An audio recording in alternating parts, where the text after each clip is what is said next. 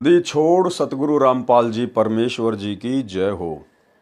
परम पिता परमात्मा सारी सृष्टि के रचनहार कुल मालिक असंख्य ब्रह्मांडों के स्वामी जगत गुरु तीनों लोकों में प्रवेश करके सबका पालन पोषण करने वाले राजाधिराज आत्माधार नाथों के नाथ देवों के देव महादेव सर्वेश्वर महेश्वर मृत्युंजय अजरो अमर आदि अनादि सनातनी प्रभु जगत पिता जगदीश्वर श्री श्री 1008 की उपाधि के वास्तविक अधिकारी अकाल मूर्त शब्द स्वरूपी राम वासुदेव सर्वगतम ब्रह्म परम पूज्य प्रथम पूज्य परम संत परम पुरुष परम धनी परम दयालु सत्य कबीर हक्का कबीर अल्लाहु अकबर बाखबर अल्लाह ताला जगत के तारणहार जगत के मुक्तिदाता जगत के जगन्नाथ हारे के सहारे हिंदुओं के राम मुसलमानों के अल्लाह सिखों के वाहिगुरु ईसाइयों के मसीह दया के सागर दयानिधि करुणा के सागर करुणानिधि स्वयंभू परिभू संकट मोचन कष्ट हरण मंगल करण दुख भंजन अविगत कबीर निर्विकार निर्विषम परमात्मा अलय अलेख सतगुरु आदि अनादि सतगुरु असली मर्यादा पुरुषोत्तम असली राम असली कृष्ण असली घनश्याम असली मुरारी राजाओं के राजा महाराजाओं के महाराजा शहंशाहों के शहंशाह सम्राटों के सम्राट भगवानों के भगवान अल्लाहों के अल्लाह प्रभुओं के प्रभु मसीहों के मसीह सच्चे वाहिगुरु बाबाओं के बाबा पीरों के पीर सेठों के सेठ जगत सेठ सावड़सा सेठ सर्वगुण संपन्न अनंत कोटि कलाओं के स्वामी अनंत कोटि ब्रह्मांडों के नायक योगियों में महायोगी ध्यानियों में महाध्यानी सिद्धों में परम सिद्ध ज्ञानियों में तत्व ज्ञानी ब्रह्म ज्ञानी महाज्ञानी परम ज्ञानी सर्वश्रेष्ठ ज्ञानी विज्ञानी युवा कबीर समरथ कबीर असमवात अमित ओजा सच्चे रहनुमा करीम अल्लाह सुभान अल्लाह दुनिया के अंतिम पैगंबर 8 सितंबर 1951 से गांव धनाना जिला सोनीपत हरियाणा भारतवर्ष की पावन भूमि पे प्रकट रियल कल की भगवान श्री नारायण साकार हरि श्री बाबा साहेब शब्द स्वरूपी राम गरीब निवाज संत श्रोमणी सतगुरु रामपाल जी परमेश्वर जी के चरण कमल में साध संगति से जुड़े हुए देश विदेश से हम सभी सत्सेवक भाई बहनों का अनंत कोटि दंडवत प्रणाम। सत्साई भाई और बहनों, दया पूज्य गुरुदेव भगवान की सारी सृष्टि के मालिक की जिनकी विशेष वीआईपी रजा से कृपा से आप और हम सभी सत्सेवक भाई बहन कबीर सागर के सरलार्थ के माध्यम से जो वीडियो बन रहे हैं उन वीडियो को देख देख कर परमाणु से जो साबित किया जा रहा है कि धरती पर एकमात्र पूर्ण संत पूर्ण गुरु तत्वदर्शी संत पूर्ण ब्रह्म परमेश्वर सतगुरु रामपाल जी ही हैं। इन सब बातों से हमारा जो विश्वास दृढ़ हो रहा है, हम निरंतर भक्ति मार्ग पर आगे बढ़ रहे हैं। भाई और बहनों, 4 युगों से गुरुदेव भगवान कबीर परमेश्वर इसी प्रकार से आत्माओं को दृढ़ करने का प्रयास कर रहे हैं, परंतु सतयुग से लेकर कलयुग की प्रथम पीढ़ी तक कोई भी आत्मा गुरु को परमात्मा मानकर भक्ति नहीं करती है, इतनी दृढ़ नहीं हो पाती है, इसलिए मोक्ष से वंचित रह जाती है। इसलिए अंत में इस कलयुग की बिचली पीढ़ी में मोक्ष के प्राइम टाइम में गुरुदेव भगवान ने हमारी उस कमजोरी को हमसे दूर करना था, इसलिए परमेश्वर ने साध संगतियां शुरू करवाई है कि साध संगति से ही आपसी ज्ञान चर्चा से ही ये पुण्यात्माएं गुरु को परमात्मा के रूप में पहचान कर भक्ति मार्ग पर सफलता प्राप्त कर पाएंगे। इसलिए जो जो भाई बहन साध संगति से जुड़ चुके हैं उन भाई बहनों का ये परम सौभाग्य है कि परमेश्वर ने उनको इस कलयुग की बिचली पीढ़ी में पूर्ण मोक्ष के लिए चुना है और उन चुनिंदा आत्माओं को आगे की जानकारी उपलब्ध करवाने के लिए किस प्रकार से गुरु को परमात्मा मानना है, किस प्रकार से हमने भक्ति मार्ग पर दृढ़ होकर पतिव्रता पद पर निरंतर आगे बढ़ना है, इन समस्त जानकारियों के लिए फिर गुरुदेव ने उन चुनिंदा आत्माओं को साध संगति से जोड़ दिया। इसलिए इस कलयुग की बिचली पीढ़ी में यदि आप साध संगति से जुड़े हुए हैं, पूर्णतया मर्यादा में हैं, गुरु को परमात्मा मानते हैं, ज्ञान को आधार बनाकर भक्ति कर रहे हैं, तो भाई और बहनों, आप निश्चित तौर पर गुरुदेव भगवान के विशेष अंश हैं, उनकी विशेष आत्मा हैं। तो कबीर सागर के सरलार्थ के ऊपर वीडियो बनाने की श्रृंखला जारी है। इस श्रृंखला में आज हमारा ये 28वें नंबर का वीडियो है। और भाई और बहनों, हनुमान बोध के सारांश को लेकर वीडियो बन रहा है। पिछले पार्ट में आप और हम सभी भगत भाई बहनों ने जिस प्रकार से हनुमान बोध के सारांश से पढ़ा कि करे करावे साइयां मन में लहर उठा, दादू सिर दर जीव के आप बगल हो जा। इन ब्रह्मा विष्णु महेश की, इन देवी देवताओं की, उनके अवतारों की और पीर पैगंबरों की तो केवल फोकट में महिमा बनी हुई है आध्यात्मिक अज्ञानता के चलते। अन्यथा सारे कार्य इन देवी देवताओं के, इन पीर पैगंबरों के, अवतारों के, कबीर परमेश्वर, सबके अल्लाह, सबके मौला, सबके प्रभु सतगुरु रामपाल जी भगवान ही करते हैं, क्योंकि ये सक्षम नहीं हैं, ये समर्थ नहीं हैं। समर्थ केवल एक ही शक्ति है, कबीर देव सतगुरु रामपाल जी भगवान। और किस प्रकार से आपने हनुमान बोध के सारांश के पार्ट 1 में पढ़ा, देखा, समझा कि द्रोणागिरी पर्वत को हनुमान जी को सूक्ष्म रूप से शक्ति देकर उनके हाथों पर अपने हाथ रखकर गुरुदेव भगवान ने ही उस पर्वत को उठाया था। गुरुदेव भगवान ही उस पर्वत को श्रीलंका में लेकर गए थे और लक्ष्मण के माध्यम से हनुमान जी के अहंकार को तोड़ने के लिए गुरुदेव भगवान ने ही लक्ष्मण का रूप बनाकर और अपने तीर के अगले हिस्से पर हनुमान जी को और द्रोणागिरी पर्वत को जमीन से 50 फुट ऊपर उठा लिया। सारे काम इस परमेश्वर ने किए और अंत में फिर आपने देखा कि श्री रामचंद्र जी के हाथों पर सूक्ष्म रूप से अपने हाथ रखकर उनकी विशेष प्रार्थना पर रावण की नाभि में तीर भी पूज्य गुरुदेव सतगुरु रामपाल जी परमेश्वर जी ने ही मारा था। क्योंकि जितने भी जीव सृष्टि में हैं ये सब उस कबीर परमेश्वर सतगुरु रामपाल जी भगवान की ही आत्माएं हैं। और आत्मा जब विशेष संकट में होती है, विशेष परेशानी में होती है, और यदि उसके कोई पिछले संस्कार, कोई भक्ति धन शेष होता है, तो परमेश्वर उस आत्मा की पुकार पर अवश्य किसी न किसी रूप में, प्रत्यक्ष या परोक्ष रूप में प्रकट होकर या सूक्ष्म रूप में अपनी उस प्यारी आत्मा की मदद अवश्य करते हैं। तो भाई और बहनों, इसीलिए कहते हैं कि करे करावे साइयां मन में लहर उठा, दादू सिर धर जीव के आप बगल हो जा। और ये सारा सब कुछ परमेश्वर क्यों कर रहे हैं?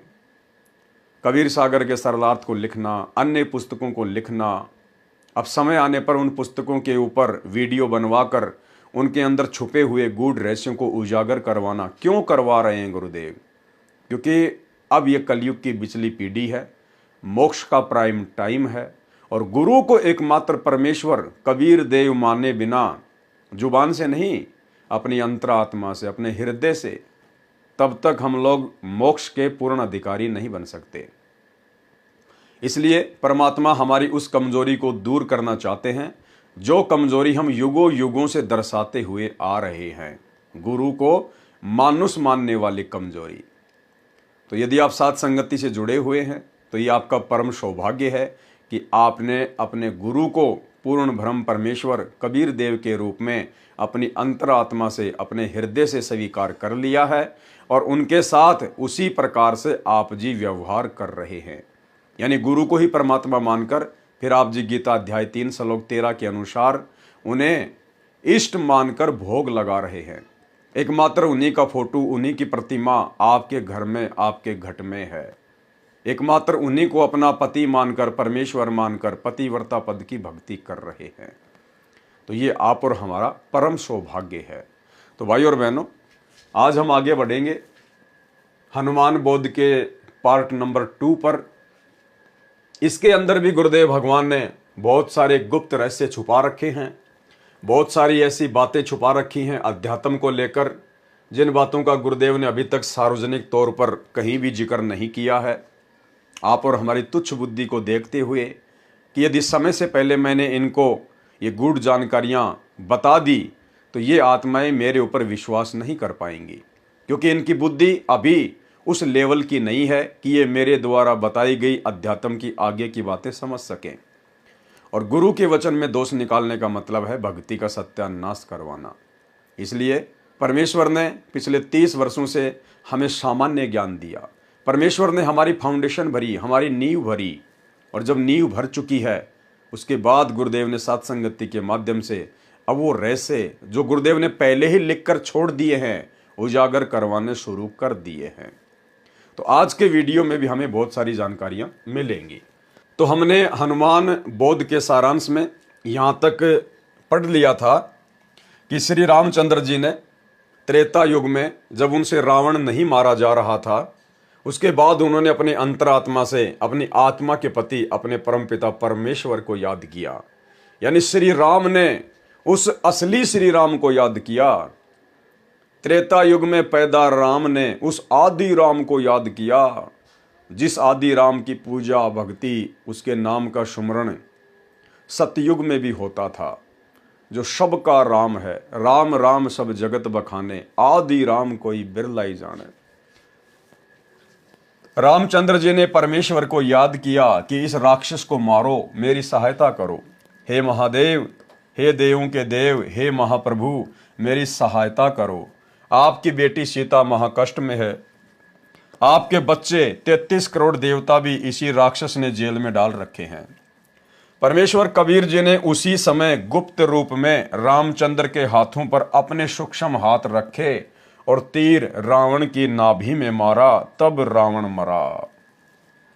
परमेश्वर कबीर जी की प्राप्ति के पश्चात संत गरीबदास जी, गांव छुड़ानी, जिला झज्जर, हरियाणा प्रांत वाले ने परमेश्वर कबीर जी की महिमा बताई है। कबीर जी ने बताया है कि कबीर कहे मेरे हंस को दुख ना दीजिए कोई, संत दुखाए मैं दुखी, मेरा आपा भी दुखी होए।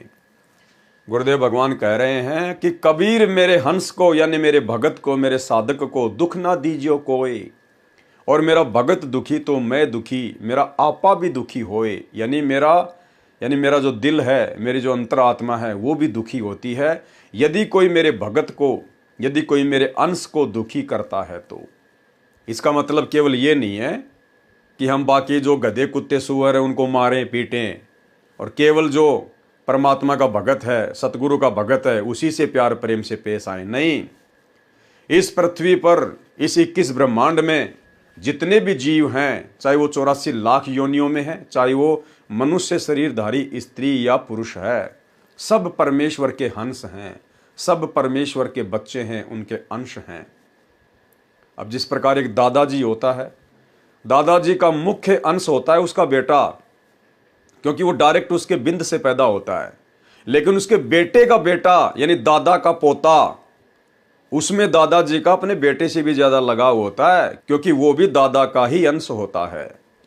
तो इसी प्रकार भाई और बहनों, हम विशेष तौर पर तो गुरुदेव भगवान के हंस हैं, उनके भगत हैं, क्योंकि हमें मनुष्य शरीर प्राप्त है। परंतु जितने भी 84 लाख योनियों में प्राणी भटक रहे हैं, वो भी अपने संस्कारवश भटक रहे हैं। आप और हम भी ना जाने कितनी बार भटके हैं। परमेश्वर उनकी भी हर पुकार सुनता है, और यदि उनके संस्कार में यदि कोई भक्ति धन होता है, ऐसा यदि कोई पुण्य होता है, तो परमेश्वर उन 84 लाख योनियों में कष्ट भोग रहे उन पशु पक्षियों की भी मदद करता है। जिस प्रकार महाभारत के युद्ध में एक टटेरी पक्षी ने अपने अंडों की रक्षा के लिए अपनी अंतरात्मा से गुरुदेव भगवान से प्रार्थना की, तो परमेश्वर जी ने उसके पिछले भक्ति संस्कार के आधार से, उसके पुण्यों के आधार से परमेश्वर ने इंद्र के हाथी का घंटा तोड़ के, जिसका वजन 88,000 मण था, महाभारत के युद्ध में उन अंडों के ऊपर डाल दिया, और किसी का ध्यान भी नहीं गया। पूरा महाभारत हो गया, करोड़ों लोग कट के मर गए। उसके बाद लोगों का ध्यान उस घंटे के ऊपर गया कि ये क्या है। लोगों ने काफी मशक्कत के बाद जब उसको उठा के देखा, तो नीचे वो टटीरी पक्षी और उसके अंडे बिल्कुल सुरक्षित थे। यानी जिस महाभारत में अग्नि बाण चले, लाखों करोड़ों लोग मर गए, बड़े बड़े योद्धा मर गए, सूरवीर मर गए, लेकिन परमेश्वर ने उस टटेरी पक्षी के अंडों पर आंच भी नहीं आने दी। इसलिए भाई और बहनों, हमने किसी को भी मन कर्म वचन से दुखी नहीं करना है, किसी को भी परेशान नहीं करना है, कुवचन नहीं बोलना है। अन्यथा हम भक्ति करते करते भी, भगत कहलवा कर भी अपने गुरुदेव भगवान के दोषी रहेंगे। इसलिए जो गलती वर्तमान में सतलोक आश्रमों से जुड़े हुए मुख्य लोग, बड़े बड़े स्टेट कोऑर्डिनेटर, वर्ल्ड कोऑर्डिनेटर, गुरुदेव के परिवार वाले कर रहे हैं, भगत भाई बहनों की पिटाई करके, माँ बहन की गंदी गंदी गालियां निकाल के, साथ संगतियां रुकवा के, भक्तों के ऊपर मुकदमे करवा के, हमने गुरुदेव के तत्व ज्ञान को आधार बनाकर स्वयं कष्ट उठा लेना है, लेकिन हमने किसी को भी कष्ट मन कर्म वचन से नहीं पहुंचाना है। कबीरा आप ठगाइए और न ठगिए कोई, आप ठगाए सुख होत है और ठगे दुख होए। जो तोकू काटा बोवे ताको वो तू फूल, और तोए फूल के फूल है वाको है त्रिशूल। अन्यथा गुरुदेव भगवान ने फिर अपना विधान भी बता दिया, और परमेश्वर का विधान अटल होता है, अटल। परमेश्वर स्वयं भी उसको नहीं तोड़ते। राजा अमरीश और दुर्वासा ऋषि की कथा सुनाते हुए गुरुदेव ने फिर स्पष्ट कर दिया कि राजा अमरीश कबीर परमात्मा के भगत थे, और दुर्वासा ऋषि में अहंकार था, अभिमान था, और दुर्वासा ऋषि ने जबरदस्ती राजा अमरीश के साथ बदतमीजी की, सुदर्शन चक्कर से उनका शीश काटना चाहा। लेकिन अमरीश में आधीनी थी, दास भाव था। वो सुदर्शन चक्कर राजा अमरीश के पैर छूकर दुर्वासा ऋषि को मारने के लिए दौड़ पड़ा। दुर्वासा ऋषि दौड़ता दौड़ता ब्रह्मा जी के पास गया। ब्रह्मा जी ने हाथ खड़े कर दिए, मेरे बस की बात नहीं है। शंकर जी के पास गया, शंकर जी ने हाथ खड़े कर दिए। अंत में विष्णु जी के पास गया, और विष्णु रूप में वहां पर कबीर परमात्मा सतगुरु रामपाल जी थे उस समय। और कबीर परमेश्वर ने फिर उसको डांटा, उसको धमकाया कि नालायक, तेरे अंदर अहंकार है, अभिमान है। तुझे किसने अधिकार दिया कि तू अपनी साधना, अपनी भक्ति को जबरदस्ती किसी और के ऊपर थोपेगा। उसके बाद परमेश्वर कबीर जी ने, सतगुरु रामपाल जी ने विष्णु रूप में दुर्वासा को कहा कि वापस जाकर राजा अमरीश से माफी मांग, उनके चरणों में पड़, तब तेरी जान बचेगी। और ऐसा ही हुआ। फिर गुरुदेव ने इस कथा का निष्कर्ष बताते हुए कहा कि पुण्यात्माओं, आप ये गलती ना करना।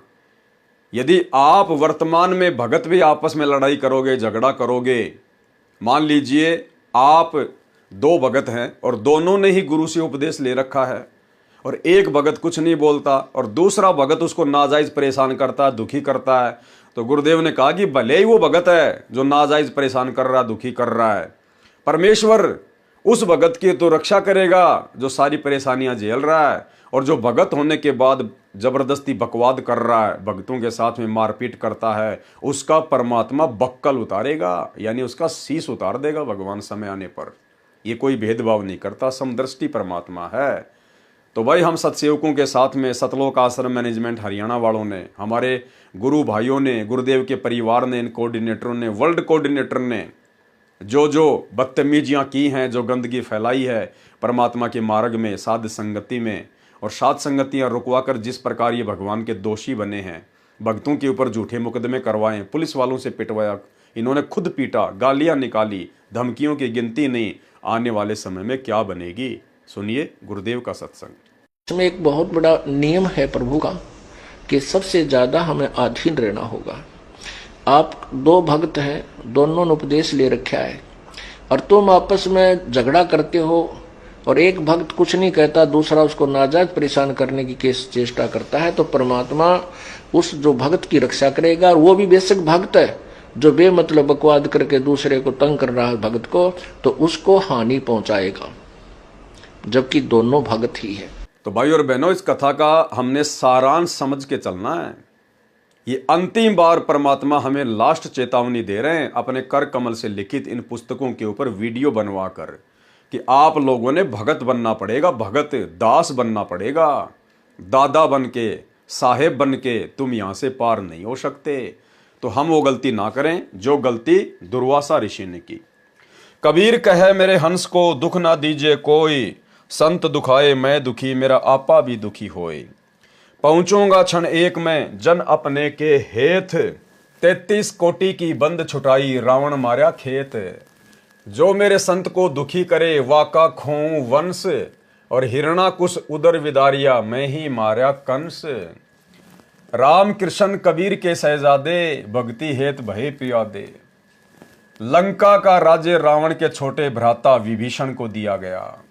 विभीषण दास था, उसके अंदर आधीनी थी, विनम्रता थी, और वो कबीर परमेश्वर की शरण में पहले ही आ चुका था। जब त्रेता युग में कबीर परमात्मा सतगुरु रामपाल जी मुनिंद्र ऋषि के रूप में गए हुए थे, तो विभीषण नाम दीक्षा प्राप्त कर चुका था अपनी भाभी मंदोदरी के कहने पर। इसलिए जिस लंका के लिए रावण ने इतने खाड़े किए, इतने पाप कमाए, वो लंका भी अंत में रावण के हाथ से निकल गई और कुत्ते वाली मौत मरा, क्योंकि उसमें आधीनी नहीं थी और अहंकार गुरुदेव को बिल्कुल भी पसंद नहीं है। वो लंका भी परमेश्वर ने विभीषण को दी, वहां का राज्य दिया। लंका का राज्य रावण के छोटे भ्राता विभीषण को दिया। सीता की अग्नि परीक्षा श्री राम ने ली। यदि रावण ने सीता मिलन किया है तो अग्नि में जलकर मर जाएगी। यदि सीता पाक साफ है तो अग्नि में नहीं जलेगी। सीता जी अग्नि में नहीं जली। उपस्थित लाखों व्यक्तियों ने सीता माता की जय बुलाई। सीता सती की पदवी पाई। रावण का वध आसोज मास की शुक्ल पक्ष की 10वीं को हुआ था। 2 शिक्षाएं भाइयों और बहनों। रावण पर विजय प्राप्त करने के बाद में श्री रामचंद्र जी तो सीता जी को साथ में लिए बिना ही वापस अयोध्या जा रहे थे। ये वाल्मीकि रामायण में गीता प्रेस गोरखपुर से प्रकाशित वाली में साफ साफ लिखा हुआ है। श्री रामचंद्र जी तो अशोक वाटिका में सीता जी से मिलने भी नहीं गए। रावण को मारने के बाद वो तो वापस अयोध्या जा रहे थे। सीता ने दौड़कर हाथ जोड़े कि प्रभु, हे स्वामी, मुझे क्यों छोड़कर जा रहे हो। श्री रामचंद्र जी ने कहा कि आप मेरे लायक नहीं हैं, क्योंकि श्री रामचंद्र जी को, विष्णु अवतार को, अपनी औरत पर विश्वास नहीं था। श्री रामचंद्र जी के मन में दोष था कि अवश्य सीता रावण के संपर्क में आ चुकी है, रावण के साथ में शारीरिक मिलन कर चुकी है। लेकिन सीता ने बहुत मना किया, फिर भी रामचंद्र जी ने उसकी बात नहीं मानी। अंत में जितने भी बड़े बड़े महापुरुष थे, हनुमान जैसे, जामवंत जैसे, सुग्रीव जैसे, अंगद जैसे, उन सब ने श्री रामचंद्र जी से प्रार्थना की कि महाराज ऐसा ना कीजिएगा। जिस देवी के लिए आपने करोड़ों लोग मरवा दिए और अब आप उसको यहीं छोड़कर जा रहे हो, फिर रावण को मारने का औचित्य क्या था। उसके बाद एक शर्त पर श्री रामचंद्र जी ने सीता को वापस अपने साथ अयोध्या ले चलने के लिए यश की कि मैं इसकी अग्नि परीक्षा लूंगा। यदि ये जलकर नहीं मरेगी तो मैं समझूंगा ये पाक साफ है, तब मैं इसको अयोध्या लेकर जाऊंगा। ऐसा ही किया गया। श्री रामचंद्र जी ने अपनी औरत पर विश्वास नहीं किया, उसको अग्नि में बैठा दिया। लेकिन सीता पाक साफ थी, परमात्मा उसके साथ में थे, उसका बाल बाका नहीं होने दिया। उसके बाद में श्री रामचंद्र जी लंका से सीता जी को अयोध्या लेकर आए। यानी भाइयों और बहनों, विचार करने की बात है।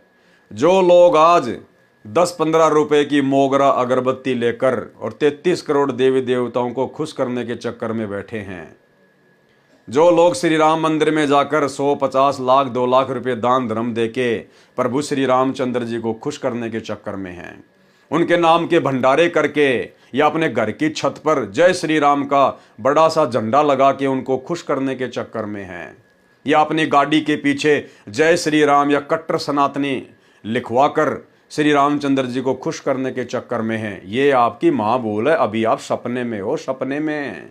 अरे जिस श्री रामचंद्र जी ने अपने खुद की औरत के ऊपर विश्वास नहीं किया, वो भला तुम्हारे 11 रुपए के प्रसाद बांटने से, घर की छत पर झंडे लगा देने से, या जय श्री राम के, या मुंह में रजनीगंधा भर के जय श्री राम के नारे लगा देने से तुम्हें लगता है वो खुश हो जाएगा।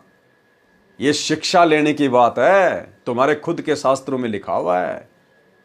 श्री वाल्मीकि रामायण को खोल के देख लेना। तो सोचिए, वो श्री रामचंद्र जी आप और हमारे जैसे कलयुगी लोगों पर, जिनका ना कोई कर्म है ना कोई धर्म है, जिनकी ना कोई किसी प्रकार की कोई मर्यादा है ना कोई भक्ति है, भला आप और हमारे पर वो क्यों विश्वास करेगा, कैसे विश्वास करेगा? आधार क्या है? जब वो अपनी औरत पर विश्वास नहीं कर पाया, उसकी भी अग्नि परीक्षा ली, तो आज तुम तो लाख जन्म में भी अग्नि परीक्षा देने के योग्य नहीं हो। अग्नि के निकट आते भस्म हो जाओगे, इतने पाप कर्मों से भरे हुए हो। तो भाई और बहनों, परमात्मा धरती पर आया हुआ है। वो राम का भी राम, आदि राम, कबीर परमेश्वर, सतगुरु रामपाल जी के रूप में धरती पर प्रकट हैं। समय रहते उनके सत्संग सुनना शुरू कर दो। ये मोबाइल आप लोगों की पॉकेट में उन्हीं की दया दृष्टि से है।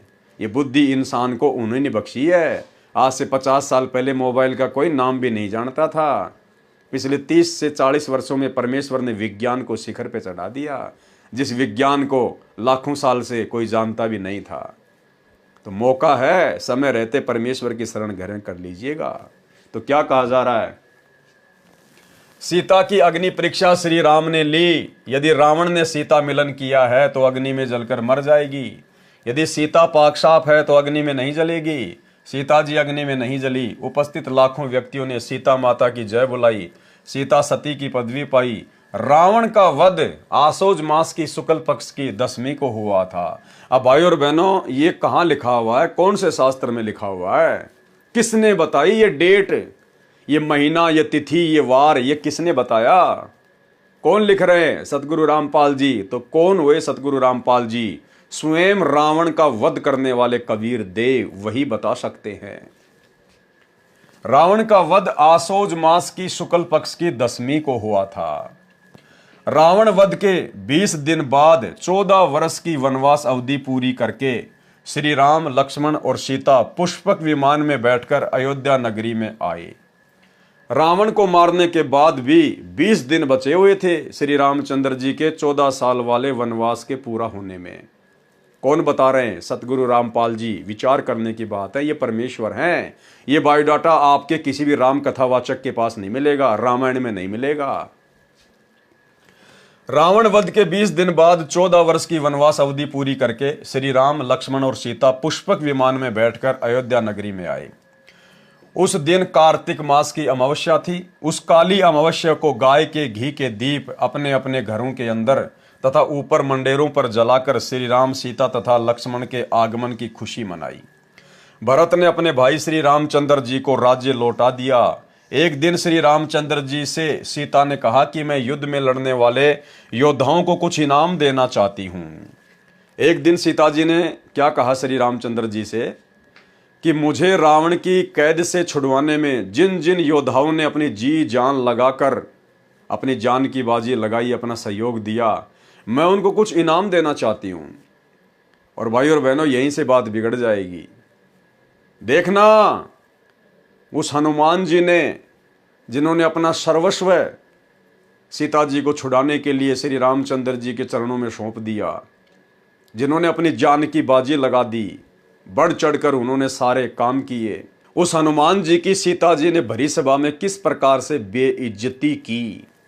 क्योंकि भाई और बहनों, ये राम सीता, ये राधे राधे श्री कृष्ण, 33 करोड़ देवी देवता, ब्रह्मा विष्णु महेश, ये केवल जीव हैं, ये भगवान नहीं हैं जो भगत की श्रद्धा का सम्मान कर सकें, जो भगत के भाव की कदर कर सकें। भगत की श्रद्धा भाव की कदर तो भगवान करता है, परमेश्वर कबीर देव, सतगुरु रामपाल जी। और किस प्रकार से भरी सभा में सबके सामने सीता जी ने श्री हनुमान जी को जानवर कहकर संबोधित किया, जानवर कहकर। यानी ये सिला मिला, ये परिणाम मिला इतने संघर्ष का, इतने समर्पण का श्री हनुमान जी को। एक दिन श्री रामचंद्र जी से सीता ने कहा कि मैं युद्ध में लड़ने वाले योद्धाओं को कुछ इनाम देना चाहती हूँ। इनाम में सीता जी ने हनुमान जी को अपने गले से सच्चे मोतियों की माला निकालकर दे दी तथा कहा, हे हनुमान, ये अनमोल उपहार मैं आपको दे रही हूँ, बहुत संभाल कर रखना। हनुमान जी ने उस माला का मोती तोड़ा, फिर फोड़ा, फिर दूसरा। देखते देखते सब मोती फोड़कर जमीन पर फेंक दिए। सीता जी को हनुमान जी का ये व्यवहार अच्छा नहीं लगा। क्रोध में भरकर कहने लगी, हे मूर्ख, ये क्या कर दिया? ऐसे अनमोल माला का सर्वनाश कर दिया। तू वानर का वानर ही रहा, तू बंदर का बंदर ही रहा, यानी जानवर का जानवर ही रहा। चला जा मेरी आंखों के सामने से। ये वो वर्ड हैं जो वर्ड सीता जी ने अपने मुख से बोले थे। सेम टू सेम वर्ड यहां पर कबीर परमेश्वर सतगुरु रामपाल जी ने लिखे हैं। तो कितना बड़ा सिला मिल गया हनुमान जी को, कितना बड़ा परिणाम मिल गया हनुमान जी को। अरे श्री राम और सीता का हनुमान जी से बड़ा तो इस कलयुग में कोई भगत नहीं है ना। जितने भी भाई बहन हैं उनकी नजरों में हनुमान जी से बड़ा तो श्री राम और सीता जी का कोई भगत है ही नहीं। जब इतने बड़े भगत को उसके त्याग, उसके समर्पण का ये परिणाम मिला। बेइज्जती, जानवर का जानवर रहा, गाली। तो ये वर्तमान के भगत, श्री रामचंद्र जी के भगत, माता सीता जी के भगत, अपने आप को कट्टर सनातनी, कट्टर हिंदू कहने वाले, गाड़ियों के ऊपर जय श्री राम लिखवाने वाले, घर की छतों पर जय श्री राम के झंडे लगाने वाले, भाई और बहनों, तुम तो हो ही क्या उस हनुमान जी के आगे। उसके बाल के बराबर भी नहीं हो, बाल के बराबर भी।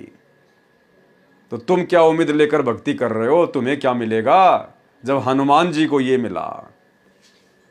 क्या कहा सीता जी ने? क्रोध में भरकर कहने लगी कि हे मूर्ख, ये क्या कर दिया? ऐसी अनमोल माला का सर्वनाश कर दिया। तू वानर का वानर ही रहा, चला जा मेरी आंखों के सामने से। उस समय श्री रामचंद्र जी भी सीता जी के साथ ही सिंहासन पर विराजमान थे।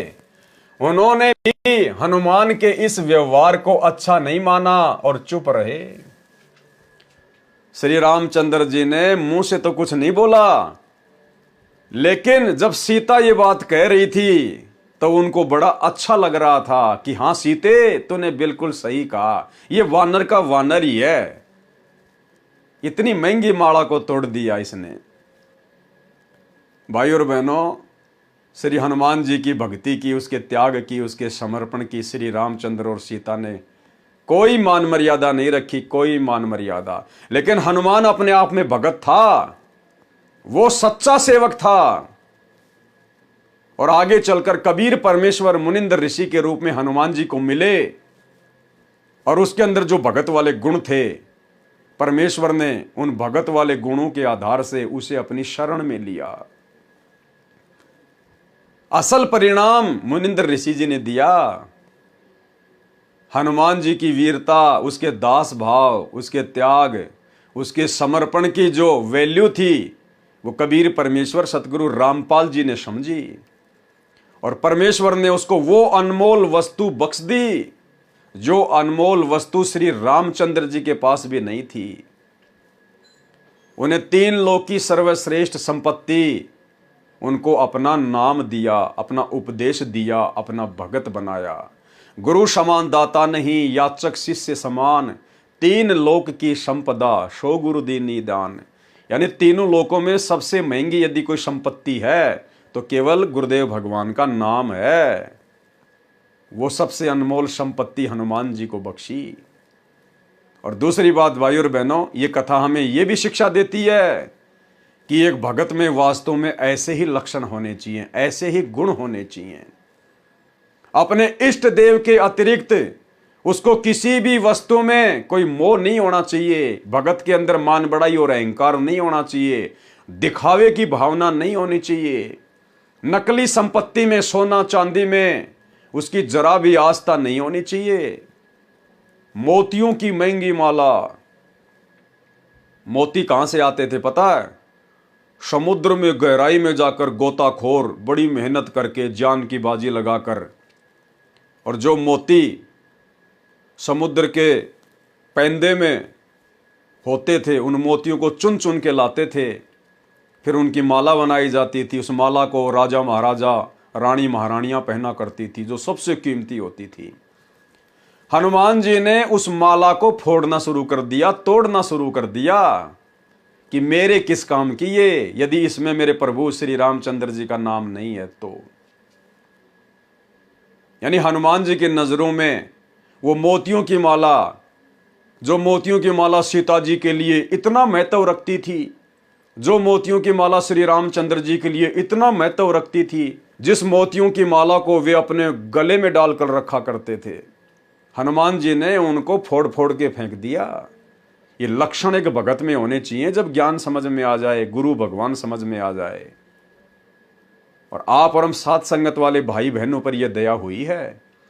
आज साथ संगति से जुड़े हुए भगत भाई बहनों ने ज्ञान को आधार बनाकर वो सोना चांदी, आर्टिफिशियल ज्वेलरी हमने पहनना तो दूर की बात है, अपने घर से भी फेंक दिया उनको। फेंकने का मतलब है हमने सुनार को बेच दिया वो सोना, क्योंकि सोने में काल का प्रवेश है। नकली ज्वेलरी पहनना, सोने चांदी की ज्वेलरी पहनना, ये मान बढ़ाई में आता है, दिखावे में आता है, काल का दाव लगता है, सूक्ष्म चाल है ये काल की। परमेश्वर ने सात संगतियों से जोड़कर उस सोने को घर से बाहर निकलवा दिया। कुछ एक भाई बहन तो ऐसे हैं, उन्होंने दास को फोन किया कि भगत जी मैंने तो मेरे जो सोने चांदी की जो ज्वेलरी थी थोड़ी बहुत, मैंने तो उसको जो है नदी में डाल दिया। तो दास ने कहा कि बहन नदी में नहीं डालना था, आपने किसी सुनार को बेच देना था, और जो पैसा आ जाए वो अपना दान धर्म में लगाओ, सेवा में लगाओ, अपने बच्चों की फीस भरो, अपने घर का राशन लेके आओ, अपने घर के काम में लो। बोला भगत जी मैंने तो फेंक ही दिया, जब भगवान ने कह दिया कि इसमें काल का परिवेश है तो सुनार को भी क्या बेचना। लेकिन ये अन्य भगत भाई बहनों ने ऐसा नहीं करना है, आपने उसको बेचना है और बेचकर पैसे को अपने घर में काम में लेना है। तो भाई और बहनों, ये दया भी जो गुण हनुमान जी के अंदर थे एक भगत के, हनुमान जी अपने इष्ट से ज्यादा उस नकली सोने चांदी मोतियों की मालाओं को महत्व नहीं देते थे। और आज सात संगति से जुड़े भाई बहन हनुमान बन चुके हैं। हनुमान से भी कई गुना ऊपर। तो भाई और बहनों, आप और हमारे ऊपर ये बहुत बड़ी मेहर, बहुत बड़ी दया गुरुदेव की। उस समय श्री रामचंद्र जी भी सीता जी के साथ ही सिंहासन पर विराजमान थे। उन्होंने भी हनुमान के इस व्यवहार को अच्छा नहीं माना और चुप रहे। हनुमान जी ने कहा, माता जी जिस वस्तु में राम नाम अंकित नहीं है वह मेरे किसी काम की नहीं है। ठीक इसी प्रकार जिस सोने चांदी को पहनने के लिए या अपने घर में रखने के लिए भी हमारे पूज्य गुरुदेव आदि राम सतगुरु रामपाल जी ने मना कर दिया, तो भाई हनुमान जी की तरह फिर वो हमारे किसी काम की नहीं है, किसी भी काम की। और गुरुदेव ने अपने सत्संग में स्पष्ट आदेश दे रखा है सोने के विषय में कि पुण्यात्माओं, ये तो खाम खा का सिर का दर्द है, ये सोना तो घर में भी नहीं रखना चाहिए, पहनना तो दूर की बात है, नाक में डाल लिया, कान में डाल लिया, 36 आडंबर। इस सोने को तो घर में भी नहीं रखना चाहिए, घर में भी। अर्थात सतगुरु रामपाल जी परमेश्वर जी का आदेश है कि सोना तो भगत के घर में भी नहीं रहना चाहिए। लेकिन जो भाई बहन ऐसे हैं जिनके ऊपर घर वालों का प्रेशर है, दबाव है, वो सोना बेचने नहीं देते हैं, चांदी बेचने नहीं देते हैं, तो आप जियो ने संघर्ष करना पड़ेगा। आपने कम से कम उसको पहनना छोड़ना पड़ेगा। घर वाले यदि उसको बेचने नहीं दे रहे हैं तो आपने अपने शरीर पर उस सोने चांदी को धारण नहीं करना है। भले 2 थप्पड़ खाने पड़े, गालियां खानी पड़े, बेइज्जती सहन करनी पड़े, इतना तो आपने करना पड़ेगा यदि अपने घर से बाहर नहीं कर सकते हैं तो। सुनिए गुरुदेव का सत्संग। भक्ति बिना क्या होते हैं ये भरम रहा संसारे, रति कंचन पाया नहीं रावण चलती बार। सर्व सोने की लंका थी, किसा को बद्दी था, करके भक्ति सिद्धि प्राप्त रिद्धि प्राप्त करके, और सोने की लंका जैसे हम गारा की ईंट पका के और मकान बनाते हैं, वो सोने की ईंट बना के, छोटी छोटी ईंटें होती थी पहले, और उनसे सोने ही की वो गारा बना के और महल बनवा रखे थे उसने। इतना धनी था। और आप दौरे मुश्किल से 50-20 ग्राम 20 तोले सोना होगा थर, बुढ़ा बुढ़ा सेठ होगा जिस पर 20-30-40 तोले सोना हो गया। कहते वो रति नहीं लेके गया, एक ग्राम भी नहीं ले जा सका, तुम कहां ले जा सकोगे, और केला तोड़ दोगे 40 तोले सोने में। ये तो खाम खागा सर दर्द है। सोना तो घर में बना रखना चाहिए आपने, और ना इसको पहनना चाहिए। क्या फायदा, कान में डाल लिया, कान नाक में डाल लिया, 36 पंगे कड़े बना लिए। परमात्मा ने इतना सुंदर शरीर दे रखे, इस पर आडंबर करने की कतई जरूरत नहीं। इसे भगवान रुष्ट होता है। भगवान की भक्ति करें, चाहे किसा भी शरीर है, काला है, गोरा है, जैसा भी मालिक ने दिया है, इसमें हम परमात्मा पा सकते हैं। इस काया का गर्व ना करियो के काला के गोरा रे, और बिना भजन कुछ काम नहीं आवे, चाहे एतर छड़को चारों हो रे। तो पुण्यात्माओं, धीरे धीरे, क्योंकि हम इतने इस सामाजिक माहौल में हम इतने गहरे चले गए कि वहां से वापस आना अपनी पटरी पे हमारे लिए कठिन हो रहा है। हम दलदल में धस गए, लेकिन परमात्मा का सहारा आपको एक क्रेन का काम करेगा। तो भाई और बहनों, अब हमने अपने गुरुदेव की प्रत्येक आज्ञा का पालन करना पड़ेगा। नियम मर्यादा चाहे उन्होंने हमें नाम दीक्षा के समय फार्म पर लिख कर दी हो, या चाहे अपने सत्संगों में गुरुदेव भगवान ने हमें समझाई हो। और गुरुदेव ने तो यहां तक स्पष्ट कर दिया कि पुण्यात्माओं, जैसे जैसे तुम भक्ति मार्ग पर आगे बढ़ोगे, तुम्हें ये हर बातें समझ में आने लग जाएंगी। मर्यादा केवल इतनी नहीं है जो तुम्हारी को प्रथम नाम के समय 11 नियम दे दिए, सतनाम के समय 34 नियम दे दिए। गुरुदेव कहते हैं जैसे जैसे तुम लोग सत्संग सुनते चले जाओगे, तुम्हें जानकारी होती चली जाएगी। और गुरुदेव ने स्पष्ट कर दिया कि कुछ मर्यादा तो तुम्हें फोरम पर लिख कर दे दी है, कुछ मर्यादा जब तुम सत्संग सुनोगे तब पता चलेंगी, और कुछ मर्यादाएं तुम वैसे भी कॉमन सेंस से भी समझने लग जाओगे। तो भाई और बहनों, कॉमन सेंस से समझना और गुरुदेव के सत्संगों में जो सांकेतिक रूप में उनको समझना, ये केवल सत्सेवकों के ऊपर दया हुई है, सत्सेवकों के ऊपर। सुनिए गुरुदेव का सत्संग। तो हमने फाउल नहीं होना। फाउल पॉइंट अब धीरे धीरे आपके समझ में आ जाएंगे, कुछ कथाओं के माध्यम से और कुछ इस फार्म के ऊपर जो लिखे होते हैं, इसमें भी हमने कुछ लिखे हैं। कुछ आप वैसे कॉमन सेंस से भी समझ जाओगे कि ऐसे ऐसे होता है। तो भाई और बहनों, अब हमने इस कलयुग की बिचली पीढ़ी में अपने गुरुदेव भगवान को प्राप्त करना है, यानी उनके साथ हमने सतलोक चलना है, और हमने उनकी हर प्रकार की मर्यादाओं को फॉलो करना है, ना केवल फोरम पर लिख दी गई उन्हीं मर्यादाओं को, सत्संगों में जो संकेत कर दिए परमात्मा ने। और यदि हमारी समझ में बात आ गई, उसी दिन से हमने उसको पत्थर की लकीर समझकर चलना है। और इन सतलोक आश्रमों में तो जो मोटी मोटी मर्यादा गुरुदेव भगवान ने जो प्रथम मंत्र में दे रखी है, इनसे तो वो भी नहीं निभाई जा रही। 90% माता बहनें आज भी इन आश्रमों में आने वाली हार श्रृंगार करके आती हैं, सोने चांदी के आभूषण पहन के आती हैं। रमेणी के समय, शादी के समय हमारी गुरु बहनें सोने चांदी से पीली हो रखी हैं, मेकअप करती हैं। भाई और बहनों, हम क्या संदेशा दे रहे हैं?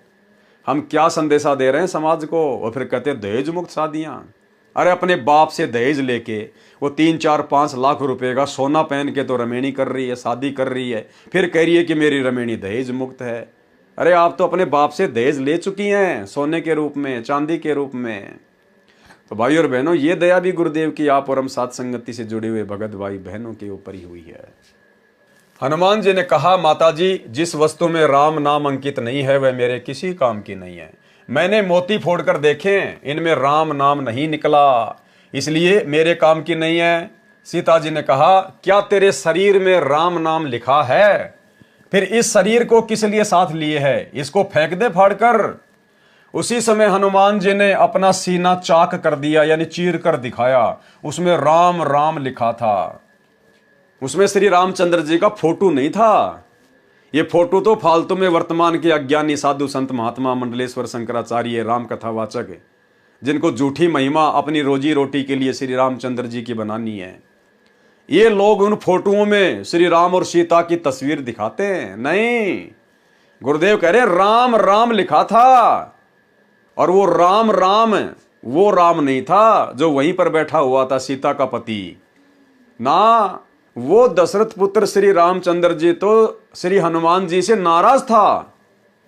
जब सीता के द्वारा दी गई मोतियों की माला हनुमान जी ने फोड़ी, तो अंदर ही अंदर श्री रामचंद्र जी खुश हो रहे थे कि सीता तूने बहुत अच्छा किया, हनुमान जी ने जो किया ये गलत किया। तो भला उस राम का नाम कैसे हनुमान जी के सीने में आ जाएगा? भाई और बहनों, वो आदि राम, सबका राम, राम का भी राम, राम राम शब जगत बखाने, आदि राम कोई बिरला जाना है। वो उस कबीर परमेश्वर सतगुरु रामपाल जी का शक्ति बोधक नाम है, उनका उपमात्मक नाम है राम।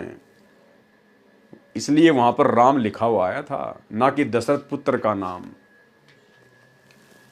इसको फेंक दे फाड़ कर। उसी समय हनुमान जी ने अपना सीना चाक कर दिखाया, उसमें राम राम लिखा था। हनुमान जी उसी समय अयोध्या त्याग कर वहां से कहीं दूर चले गए, और हनुमान जी उसी समय अयोध्या को छोड़कर श्री राम और सीता की इस हरकत से दुखी होकर कि चलो सीता ने तो कह दिया सो कह दिया, लेकिन जिस श्री रामचंद्र जी के लिए मैंने अपना तन मन धन अपने प्राण न्यौछावर कर दिए, वो श्री रामचंद्र भी चुपचाप मूक दर्शक बन के देख रहा है, अपनी औरत का ही समर्थन कर रहा है। उसी समय हनुमान जी श्री रामचंद्र जी से दुखी होकर, उनके व्यवहार से दुखी होकर और उसी समय मायूस होकर अयोध्या त्याग कर चले गए थे। यह है असली कहानी, असली राम कहानी। दुनिया चले ना श्री राम के बिना, राम जी चले ना हनुमान के बिना।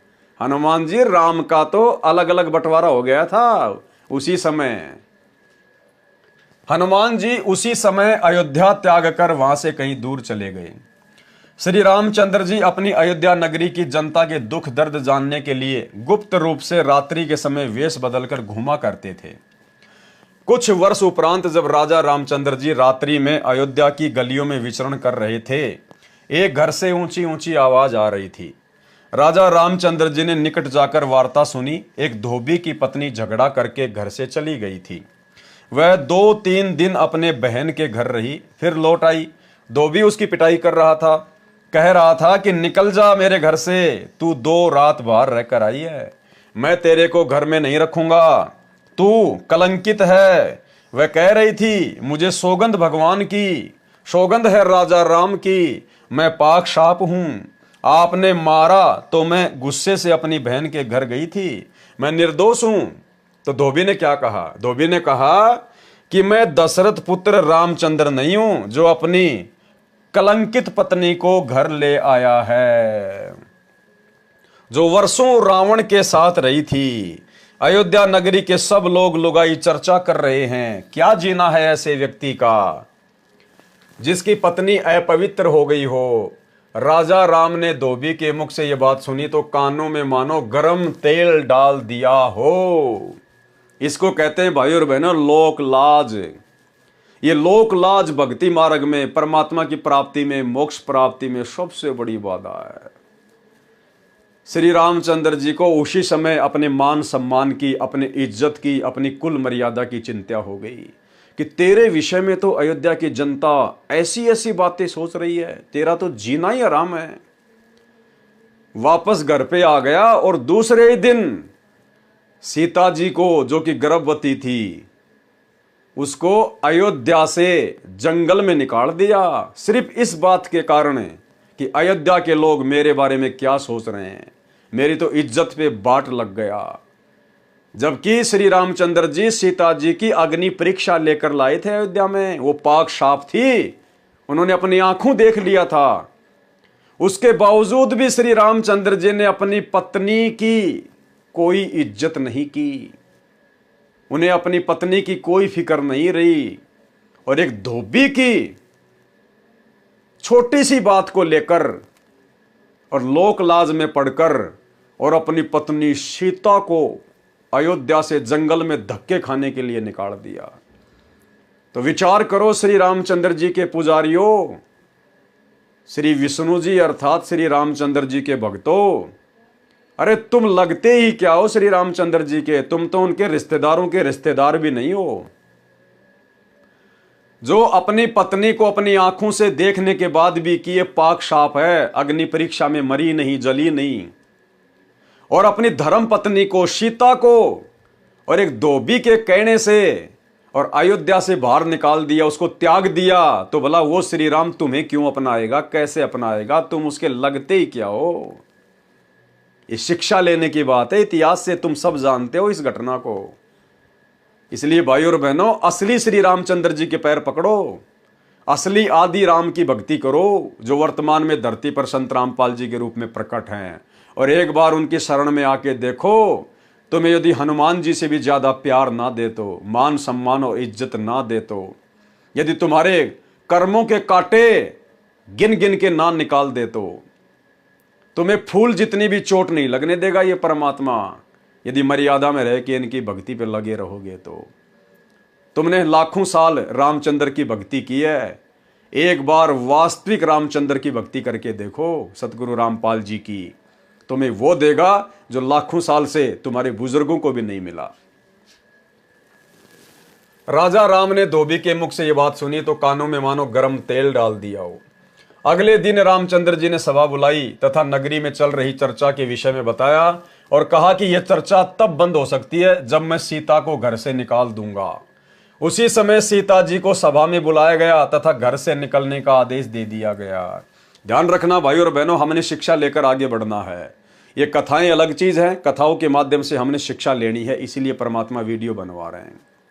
इस भक्ति मार्ग में यदि हम भगत भाई बहन गुरु से उपदेश लेने के बाद अगर लोक लाज में पड़े रहेंगे, अपने रिश्तेदारों की बातों को महत्व देंगे, समाज की बातों को महत्व देंगे जो कि ज्ञान विरुद्ध होंगी, भक्ति विरुद्ध होंगी, अपने घर परिवार वालों की ही उन बातों को महत्व देंगे जो भक्ति विरुद्ध होंगी, तो हम जिंदगी में कभी भी मोक्ष प्राप्ति नहीं कर पाएंगे, गुरुदेव के चरणों में जगह नहीं बना पाएंगे।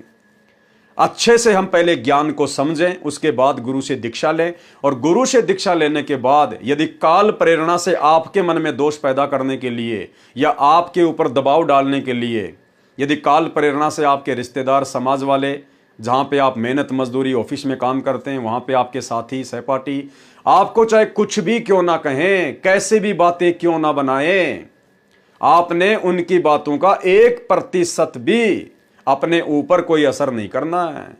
आपने उनकी बातों को महत्व देना ही नहीं है, ध्यान ही नहीं देना आपने कि भोगते रहेंगे, इनको ज्ञान नहीं है। जो मैं अपने गुरुदेव भगवान के विषय में जानता हूं, ये क्या जाने, ये ना उनका शिष्य है, ना उनके सत्संग सुनता है, ये भला क्या जाने मेरे गुरुदेव के बारे में और भक्ति विधि के बारे में।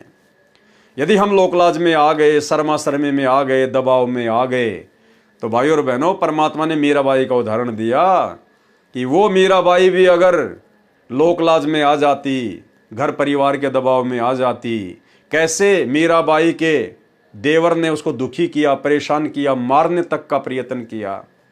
मीराबाई की माँ भी आकर उस पर दबाव डाल रही है, समझा रही है कि सत्संग में जाना मीरा छोड़ दे। गुरुदेव ने कहा कि वो मीराबाई यदि उस समय लोकलाज में आ जाती, दबाव में आ जाती और भक्ति छोड़ देती, आज कहीं पर वो कुतिया बन के घूम रही होती। आज उस मीराबाई के जैसे 300 मीराबाई मरती हैं। परमात्मा उनकी सार संभाल क्यों नहीं कर रहा? तो गुरुदेव भगवान कहते हैं कि आपने दृढ़ होकर भक्ति करनी है। लोक लाज मर्याद जगत की, तिणके जू तोड़ बगावे, जब कोई राम भगत गति पावे। और मालिक कहते हैं लोक लाज ना कीजिए, निर्भय हो रहिए, जय मन चावे राम को तो दासा तन धरिए। आप आधीनी भाव से रहना, किसी के साथ में झगड़ा मत करना, मारपीट लड़ाई मत करना, भले आपको कोई 2 थप्पड़ मार दे, 2 गालियां निकाल दे, आप सुनते रहिएगा, परमात्मा समय आने पर सब कुछ सेट कर देगा। हम यदि मर्यादा में रहेंगे, आधीने में रहेंगे, दुनिया कुछ भी भोके, हमारे गुरुदेव हमारे साथ में हैं, बाड़ी बाका नहीं होगा। और यदि लोकलाज में आ गए, अपने कुल की मर्यादाओं में आ गए, दबाव में आ गए, भक्ति छोड़ दी, तो परमात्मा कहते हैं कुल करने के कारण हंसा गया बिगोय, और फिर यो कुल के कर लेगा जब तू 4 पाए का होई। अपने घर परिवार के दबाव में आकर, समाज की झूठी परंपराओं के दबाव में आकर अगर आपने भक्ति छोड़ दी, अगले जन्म में 4 पैर मिलेंगे, गधा बनेगा। फिर वो तेरा परिवार, वो तेरे बाप दादे, तेरे रिश्तेदार, फिर तेरे आगे कौन सी ढाल अड़ाएंगे, तुझे उस गधे की योनि से वो कैसे छुड़वाएंगे। तो भाई और बहनों, हमने हर पहलू पर बहुत गहनता से विचार करके भक्ति मार्ग पर गुरु आशीर्वाद से सफलता प्राप्त करनी है। अगले दिन श्री रामचंद्र जी ने सभा बुलाई तथा नगरी में चल रही चर्चा के विषय में बताया और कहा कि यह चर्चा तब बंद हो सकती है जब मैं सीता को घर से निकाल दूंगा। उसी समय सीता जी को सभा में बुलाया गया तथा घर से निकलने का आदेश दिया, कारण भी बता दिया। सीता जी ने विनय भी की कि हे स्वामी, आपने मेरी अग्नि परीक्षा भी ली थी, मैं भी आत्मा से कहती हूं रावण ने मेरे साथ मिलन नहीं किया। कारण था कि उसको एक ऋषि का श्राप था कि यदि तू किसी पर स्त्री से बलात्कार करेगा, यानी जबरदस्ती करेगा, तो तेरी उसी समय मृत्यु हो जाएगी। भाइयों और बहनों, ये दया भी सीता के ऊपर विशेष तौर पर सतगुरु रामपाल जी परमात्मा, इस कबीर भगवान ने बख्शी है। क्योंकि ये राम, सीता, 33 करोड़ देवी देवता, ये जितने बड़े बड़े जो ये पदों पर बैठे हुए हैं, ये अपनी भक्ति के प्रतिफल में बैठे हुए हैं। कौन सी भक्ति? इस कलयुग की पिछली पीढ़ी में सतगुरु रामपाल जी की भक्ति सतनाम की कमाई। लेकिन काल प्रेरणा से मर्यादा टूट गई, गुरु विमुख हो जाते हैं, फिर काल के हत्थे लग जाते हैं। तो सतगुरु रामपाल जी परमेश्वर को, अंतर्यामी कबीर देव को इस बात का पता था कि मेरी उस प्यारी आत्मा के साथ में त्रेता युग में ऐसे ऐसे घटना घटेगी। और वो रावण तो राक्षस है, दुष्ट व्यक्ति है, जिसने 33 करोड़ देवी देवताओं को अपने कैद में डाल लिया। दया नाम की चीज नहीं। वो फूल जैसी सीता को भला कैसे छोड़ेगा जब उसको किडनैप करके लेके जाएगा। वो उसके साथ में बलात्कार करेगा, जबरदस्ती करेगा।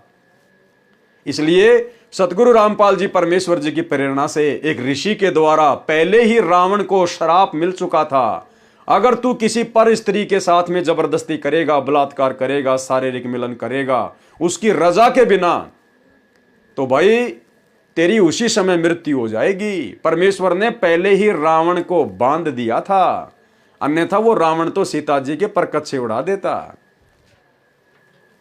सीता जी ने विनय की कि हे स्वामी, आपने मेरी अग्नि परीक्षा भी ली थी, मैं भी आत्मा से कहती हूं रावण ने मेरे साथ मिलन नहीं किया। कारण था कि उसको एक ऋषि का श्राप था कि यदि तू किसी पर स्त्री से बलात्कार करेगा तो तेरी उसी समय मृत्यु हो जाएगी। यदि पर स्त्री की सहमति से मिलन करेगा तो ऐसा नहीं होगा, जिस कारण से रावण मुझे छू भी नहीं सका मिलन के लिए। हे प्रभु, मैं गर्भवती हूं, ऐसी स्थिति में कहां जाऊंगी। रावण जैसे व्यक्तियों का भाव नहीं है। रामचंद्र जी आदेश देकर सभा छोड़कर चले गए। सीता जी के बारंबार इतनी विनती करने के बावजूद भी श्री रामचंद्र जी ने सीता की एक बात नहीं मानी और अपनी धर्म पत्नी को अनदेखा करके सभा छोड़ के चले गए। और भाइयों और बहनों, असली रामचंद्र, असली आदि राम सतगुरु रामपाल जी, कबीर भगवान, आप और हमने कितनी बड़ी गलती की थी। सीता ने तो कोई गलती भी नहीं की, पाक साफ थी। आप और हम तो सतलोक में अपने बाप से धोखा करके आए थे, उनके साथ में धोखा करके, और यहां आने के बाद भी उन्होंने करोड़ों बार अपनी शरण में लिया, हमें उपदेश दिया, अपना भगत बनाया, शिष्य बनाया, शिष्या बनाई। उसके बावजूद भी उन करोड़ों जन्मों में हमने गुरुदेव को ठुकरा दिया, उनकी भक्ति को पूर्ण नहीं किया। उसके बावजूद भी ये परमात्मा आप और हम आत्माओं की पुकार पर एक क्षण में दौड़कर चला आता है कि गोता मारूं स्वर्ग में, जा बैठूं पाताल, और गरीब दास ढूंढता फिरूं अपने हीरे मोतीलाल। पहुंचूंगा क्षण एक में जन अपने के काज, और हिरणा कुछ उधर उदारिया, नरसिंह जू धर लूं साज। ये परमेश्वर इतना दयालु, इतना कृपालु, इतना रहम दिल, परम दयालु, दया के सागर। और श्री रामचंद्र जी, जिनको दुनिया भगवान मान के पूज रही है, अपनी निष्पाप निष्कलंकित पत्नी की तरफ उन्होंने मुड़कर भी नहीं देखा, आदेश कर दिया कि अयोध्या से बाहर हो जा। तो सोचिए भाई और बहनों, कौन राम और कौन आदि राम। रात और दिन का अंतर है, रात और दिन का। रावण जैसे व्यक्तियों का अभाव नहीं है।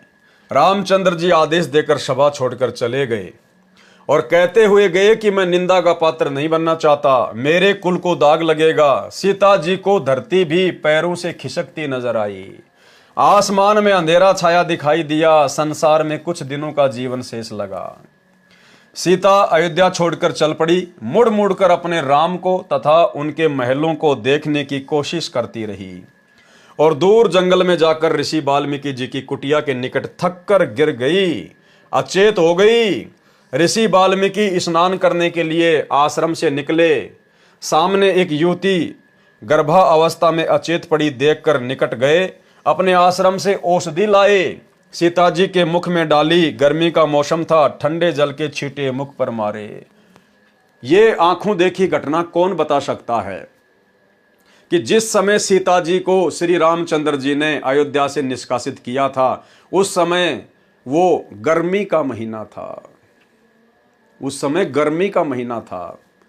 और ऋषि वाल्मीकि जी की कुटिया के पास जैसे ही वो जाकर गिरी तो ऋषि जी अपनी कुटिया से दवाई लेकर आए, औषधि लेकर आए। क्या रामायण में लिखा हुआ है? किसी राम कथावाचक ने बताई? ये गुप्त बातें हैं जो केवल परमेश्वर ही बता सकते हैं, आप और हमारे विश्वास को दृढ़ करने के लिए कि जो महापुरुष कबीर सागर के सरलार्थ को लिख रहा है वो स्वयं आदि पुरुष है, अनादि पुरुष है, कबीर परमेश्वर है। ऋषि वाल्मीकि स्नान करने के लिए आश्रम से निकले। सामने एक युवती को गर्भावस्था में अचेत पड़ी देखकर निकट गए, अपने आश्रम से औषधि लाए, सीता जी के मुख में डाली। गर्मी का मौसम था। क्या कह रहे हैं गुरुदेव? गर्मी का मौसम था।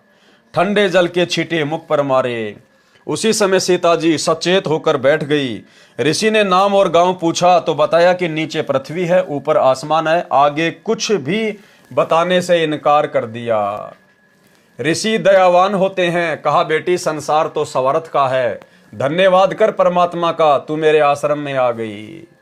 यानी ऋषि वाल्मीकि जी की कुटिया के पास जाकर अचेत होकर गिरना, यह भी सीता के ऊपर गुरुदेव सतगुरु रामपाल जी भगवान का एक रहम था, क्योंकि वो परमेश्वर की आत्मा थी, परमेश्वर ने उसको संभाल के रखना था। बेटी मुझे अपना पिता मान और मेरे पास रह। सीता जी ऋषि वाल्मीकि जी के आश्रम में रहने लगी। ऋषि ने भी बात आगे नहीं बढ़ाई। परमेश्वर कबीर जी जो त्रेता युग में ऋषि मुनिंदर जी के रूप में लीला करने आए थे, हनुमान जी से मिले। सतसाहे बोला, हनुमान जी ने राम राम कहा तथा खड़ा होकर ऋषि जी का सत्कार किया तथा एक पत्थर पर स्वयं बैठ गए, दूसरे पर ऋषि को बैठने के लिए आग्रह किया। दोनों ने स्थान ग्रहण कर लिया। हनुमान जी ऋषि जी को पहचानने की कोशिश करने लगे। ऋषि जी ने कहा, क्या सोच रहे हो हनुमान, मैं वही ऋषि हूं। मेरे आश्रम में वानर ने सीता जी का कंगन घड़े में डाला था, उसमें अन्य कंगन भी वैसे ही थे। हे हनुमान, वह कंगन कैसा रहा? हनुमान जी को पहचानते देर नहीं लगी और ऋषि जी को प्रणाम फिर किया। हे ऋषि जी, आपका कैसे आना हुआ? परमेश्वर कबीर जी जो कि उस समय मुनिंदर ऋषि के रूप में थे, उन्होंने कहा, हे पवन पुत्र, मैं आपको भक्ति ज्ञान कराने आया हूं। आप जिस दशरथ पुत्र रामचंद्र की पूजा पूर्ण परमात्मा मानकर कर रहे हो, आप धोखे में हो। जो जन्मता मरता है वह पूर्ण परमात्मा नहीं हो सकता। क्या कह रहे हैं गुरुदेव भाई और बहनों? जो जन्मता मरता है वह पूर्ण परमात्मा नहीं हो सकते। और आज सतलोक आश्रमों से जुड़ी हुई 90% संगत संत रामपाल जी को जन्म और मरण में ही मानती है। संत रामपाल जी को इंद्रो माई की कोख से जन्म लेकर आया हुआ मानती है और प्रतिवर्ष 8 सितंबर को अवतरण दिवस के नाम पर संत रामपाल जी का जन्मदिन मनाती है। और परमात्मा मानती है कबीर जी की समझे जाने वाली मुर्दा फोटो को, दाढ़ी मूछ वाली कबीर जी की फोटो को। और यहां क्या कह रहे गुरुदेव भगवान हनुमान जी को समझाते हुए कि हनुमान, जो जन्मता और मरता है वो पूर्ण परमात्मा नहीं होता। और हिसार जेल से आई हुई ऑडियो में गुरुदेव ने स्पष्ट कह दिया कि जो खुद ही जन्म और मरण में है, जो भगवान खुद ही जन्म और मरण में है, वो भला हमारा जन्म मरण का रोग कैसे काट सकता है? सुनिए। इसी प्रकार आत्मज्ञान हो गया कि तू जीव है, भक्ति नहीं करेगा तो पशु बनेगा, मुश्किल से मनुष्य प्राप्त हुआ, भक्ति कर। और समाधान सही है नहीं तो उस ज्ञान का फायदा क्या? जैसे मुझे बता दिया किसी ने कि तुझे ये रोग है और डॉक्टर ने बता दिया तो मुझे विज्ञान हो गया। जिसने मुझे बताया तुझे ये रोग है, दवाई उसके पास भी नहीं, तो वो ज्ञान होया ना होया बराबर है। ज्ञान हो कि रोग है, समाधान हो ये इसकी औषधि है, बात खत्म।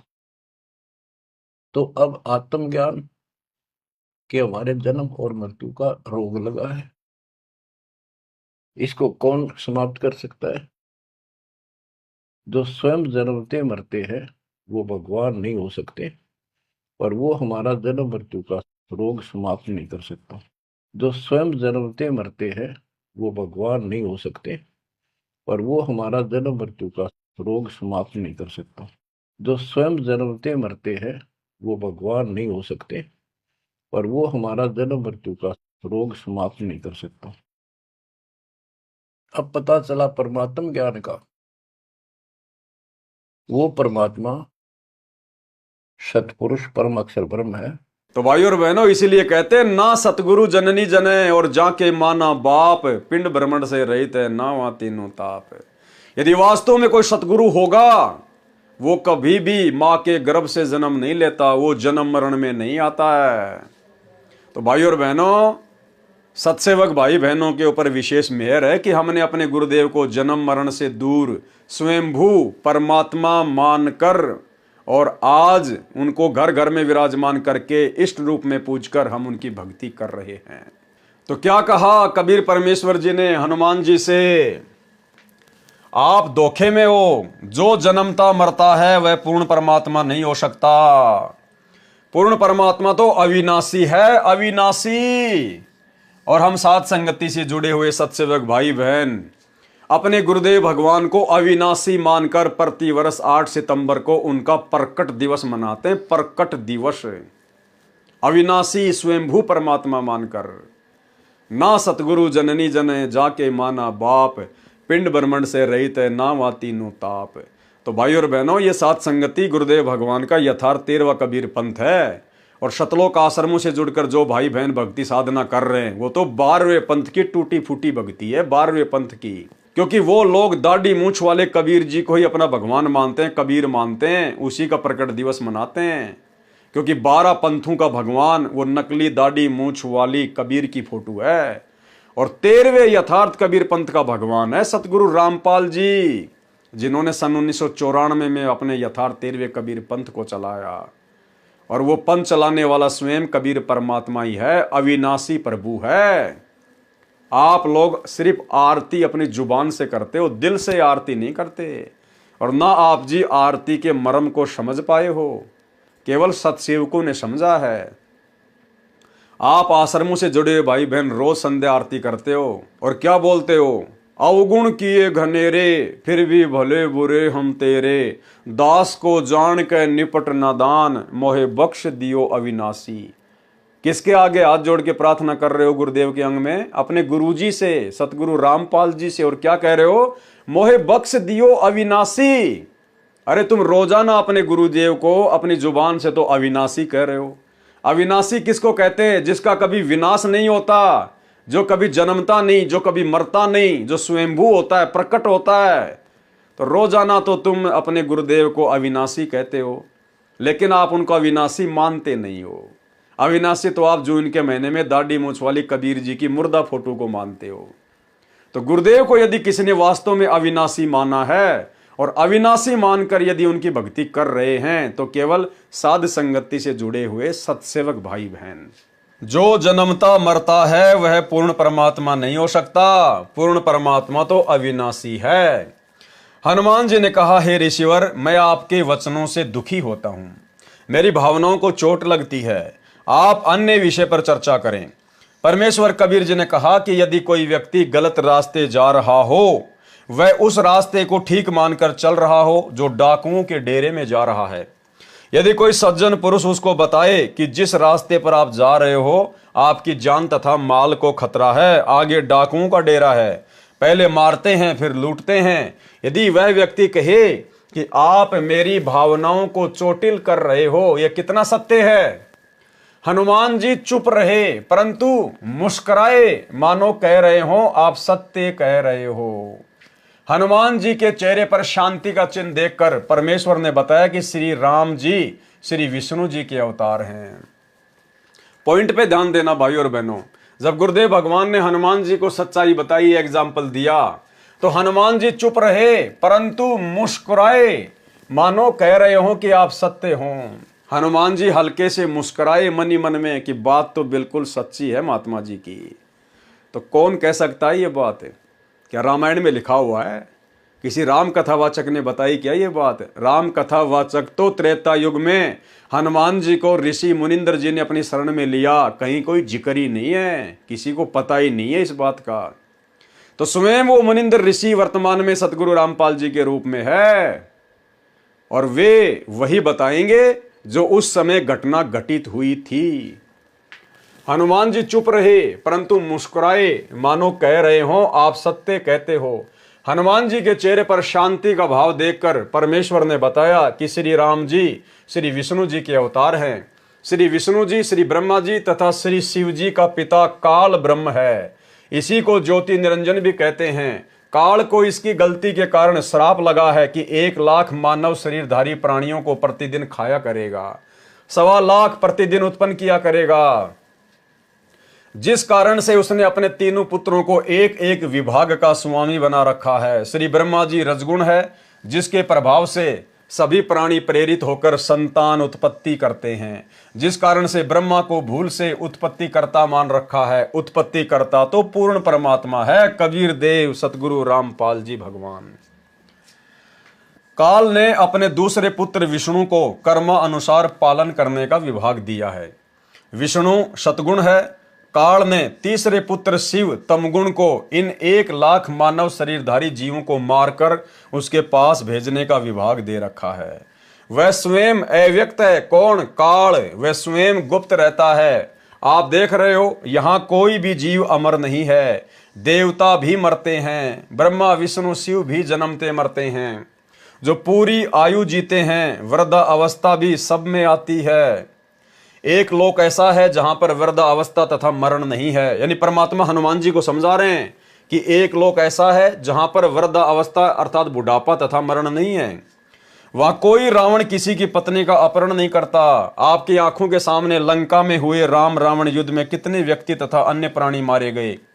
एक सीता को छुड़ाने के लिए आपने श्री रामचंद्र जी के लिए अपने प्राणों की बाजी लगाकर लंका को जलाया। रावण का भाई अहि रावण जो पाताल का राजा था, वह राम तथा लक्ष्मण का अपहरण करके ले गया। उनकी बलि देने वाला था। आप वहां गए और उन दोनों को जीवित लाए। आप ही बताएं, वे परमात्मा है? भाइयों और बहनों, गहरी बात है, गहरी बात। हमें केवल शिक्षा लेनी है, अपने विश्वास को दृढ़ करना है। इस काल तक की नीचे की जितनी भी शक्तियां हैं और ये काल, इन सब से हमने अपनी आस्था को पूरी तरह से हटाना है। कितनी महत्वपूर्ण बात गुरुदेव ने मुनिंद्र ऋषि के रूप में हनुमान जी को बताई। क्या कहा कि आप जिस श्री रामचंद्र जी को भगवान मान रहे हैं, परमात्मा मान रहे हैं, सर्वश्रेष्ठ मान रहे हैं ना, कहते हैं ध्यान दो इस बात पे। श्री रामचंद्र जी के लिए आपने प्राणों की बाजी लगाकर लंका को जलाया। रावण का भाई अहि रावण जो पाताल का राजा था, वह राम तथा लक्ष्मण का अपहरण करके ले गया।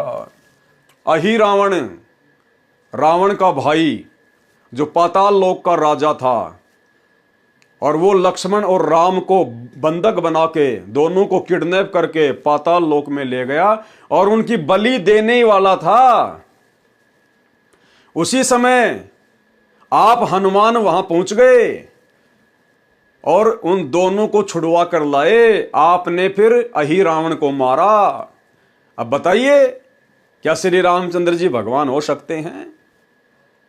यानी गुरुदेव हनुमान जी को समझा रहे हैं और आप और हमने दूसरे तरीके से समझना है।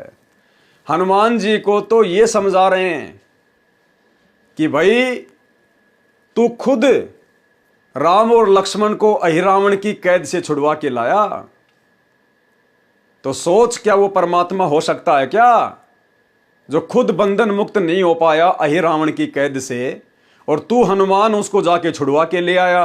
तो बड़ा कौन हुआ? वो तेरा श्री राम हुआ या फिर हनुमान तू हुआ, जिसने भगवान के भी बंधन काट दिए, जिसने भगवान को भी बचाया? अरे भगवान तो भगत को बचाया करता है, और हनुमान तू तो भगत है और तू भगवान को बचा रहा है। तो सोच, वो श्री रामचंद्र जी भगवान हो सकता क्या जिसको तू भगवान मान के पूज रहा है? हनुमान की आंखें खुल गई। और आप और हमारे लिए सबसे बड़ा पॉइंट ये है भाई और बहनों, कि उस समय वो हनुमान नहीं गया था श्री राम और श्री लक्ष्मण को छुड़वाने के लिए। उस समय श्री रामचंद्र जी को और लक्ष्मण को छुड़वाने के लिए हनुमान जी का रूप बनाकर सतगुरु रामपाल जी परमेश्वर गए थे, ये कबीर भगवान गया था। विचार करने की बात है। श्री रामचंद्र जी तो भगवान और हनुमान जी उसके भगत। अरे तो भगत ज्यादा शक्तिशाली होता है या भगवान ज्यादा शक्तिशाली होता है? जब श्री राम और लक्ष्मण, श्री राम तो विष्णु का अवतार, लक्ष्मण जी शेषनाग के अवतार, जब वो दोनों अपने आप को रावण के भाई अहि रावण की कैद से पाताल लोक से मुक्त नहीं करवा पा रहे थे और उनकी बलि चढ़ने वाली थी, तो भला एक भगत हनुमान जी भला कैसे भगवान को छुड़वा के लेके आ जाएगा? फिर तो भगवान से बड़ा हनुमान हो गया, भगत बड़ा हो गया फिर तो भाइयों और बहनों, अहि रावण की कैद से श्री राम और लक्ष्मण को हनुमान का रूप बनाकर समर्थ शक्ति आदि राम कबीर परमेश्वर सतगुरु रामपाल जी ने छुड़वाया। क्योंकि करे करावे साइया मन में लहर उठा, दादू सिर दर जीव के आप बगल हो जा। और आप और हमें और अधिक कैसे विश्वास हो आप और हम भाई बहन प्रतिदिन रोजाना असुर निकंदन रमेणी करते हैं, असुर निकंदन रमेणी। और इस रमेणी में गुरुदेव ने क्या बताया कि 33 करोड़ देवी देवताओं की और काल की जो मुख्य शक्तियां हैं उनकी महिमा है, लेकिन ये उनकी वास्तविक महिमा नहीं है। इस महिमा के पीछे हाथ कबीर देव का है, कबीर परमात्मा का है। केवल इनको तो फोकट में खुश किया जा रहा है देवी देवताओं को।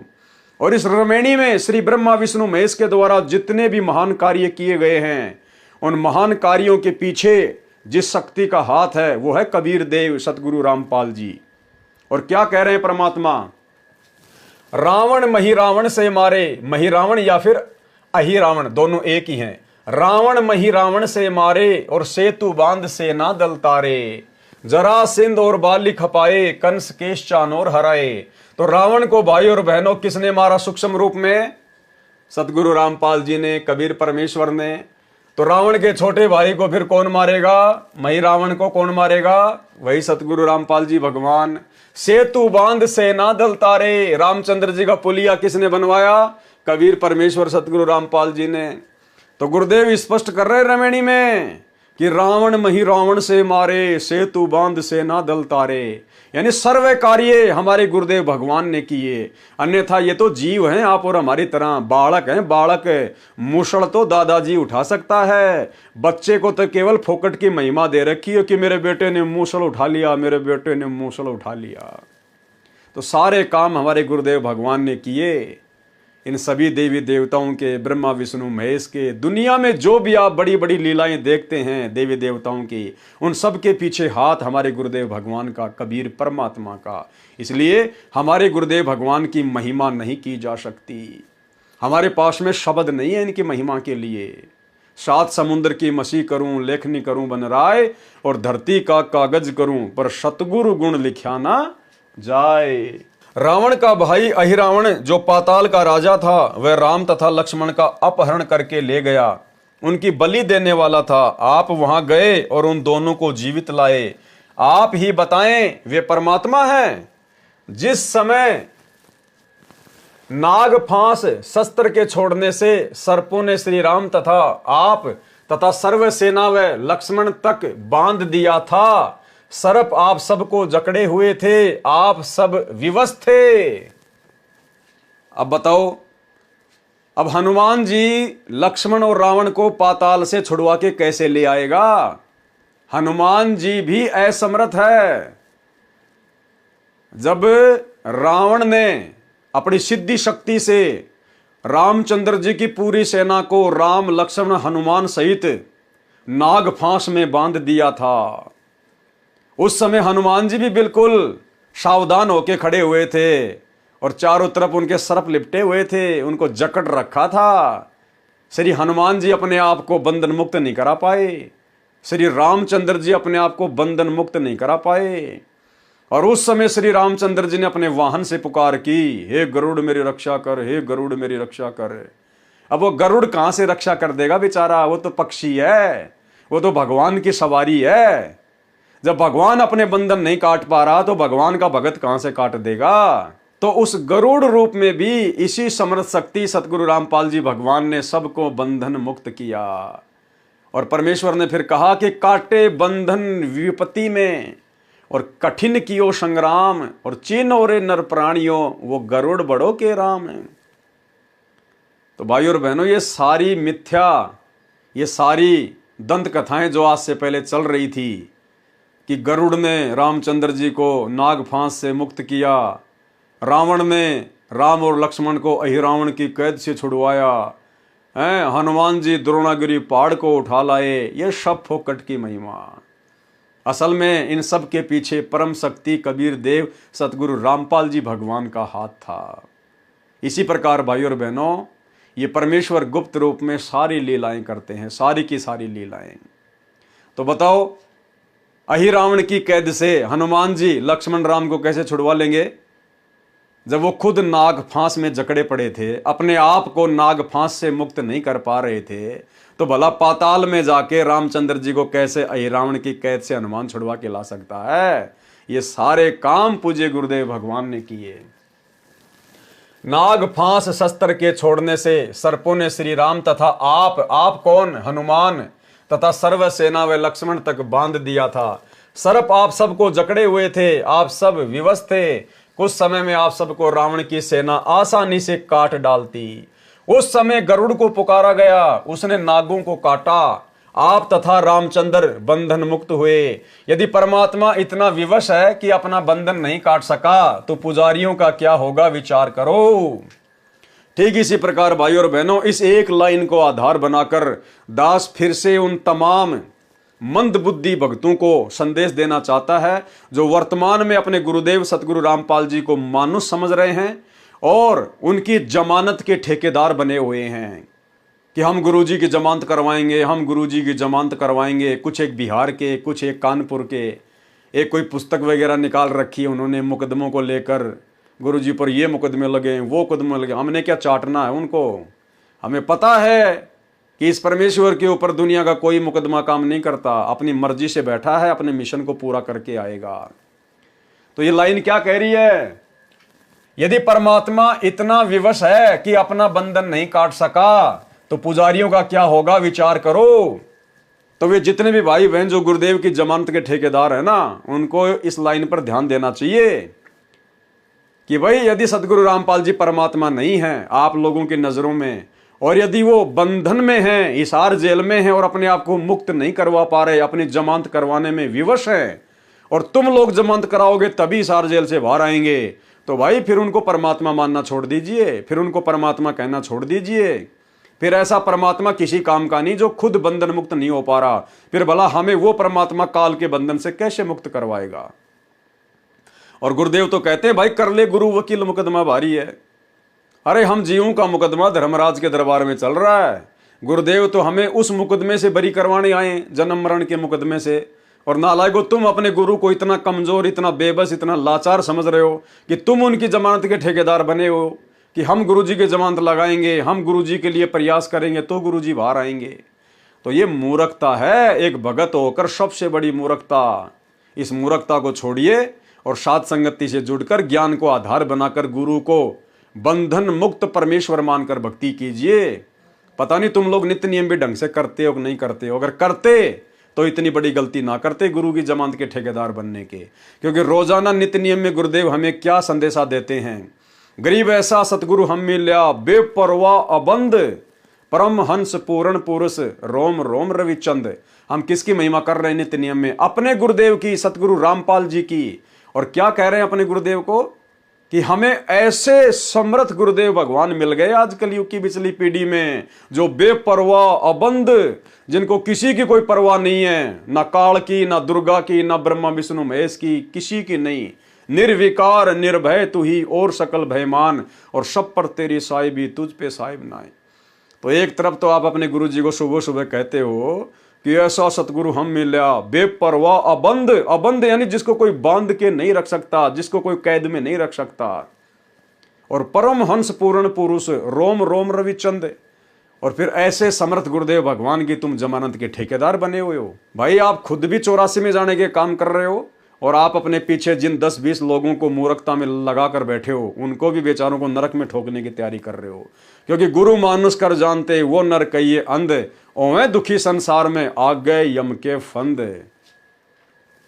यदि परमात्मा इतना विवश है कि अपना बंधन नहीं काट सका तो पुजारियों का क्या होगा, विचार करो।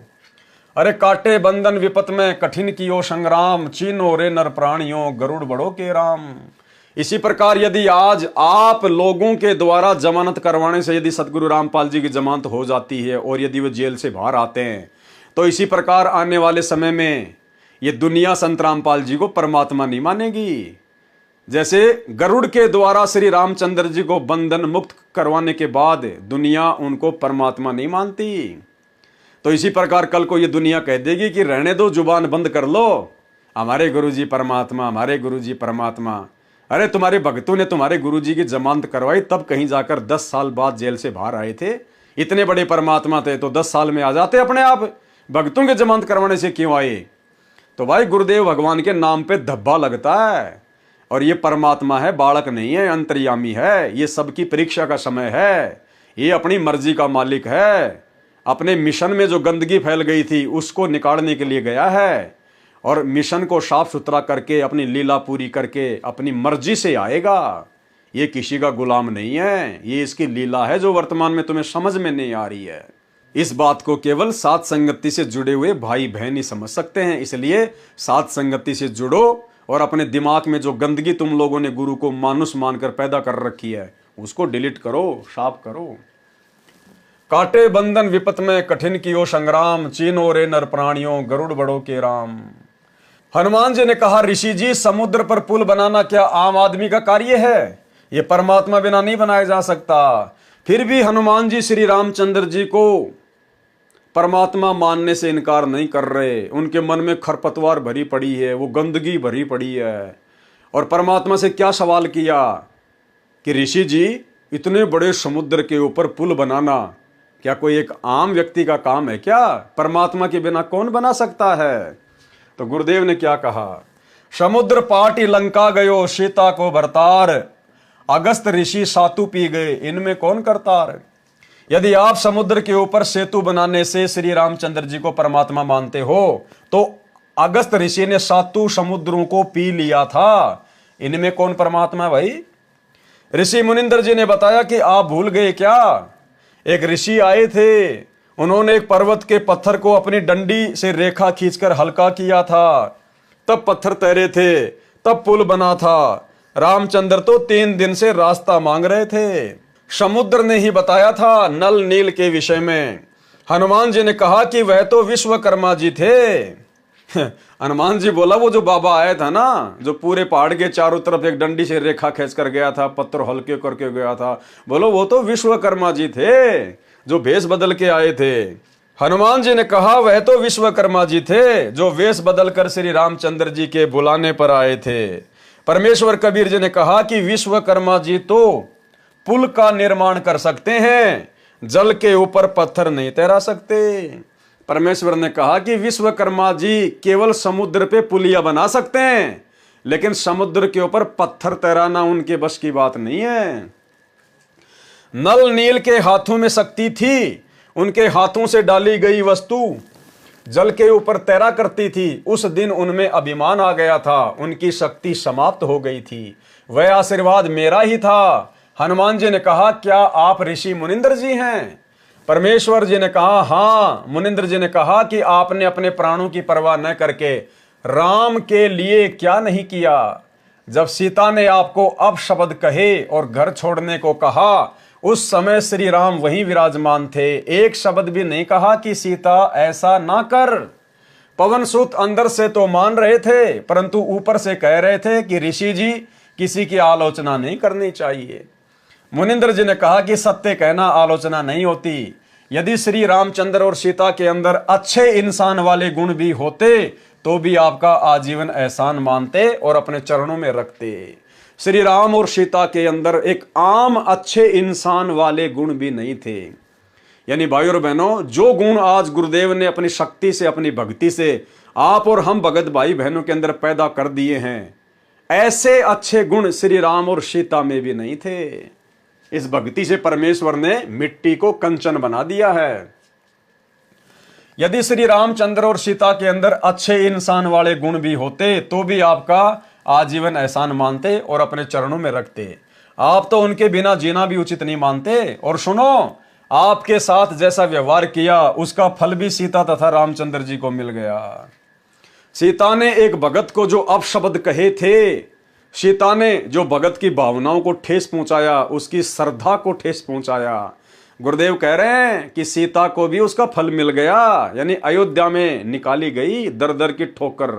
और श्री रामचंद्र जी जो उस समय चुपचाप थे, सभा में बैठकर सत्य को सत्य नहीं कह पाए, वो श्री रामचंद्र भी अंत में सरयू नदी में डूब के मरा, छलांग लगा के। यानी भाई और बहनों, कितनी गहरी बात है।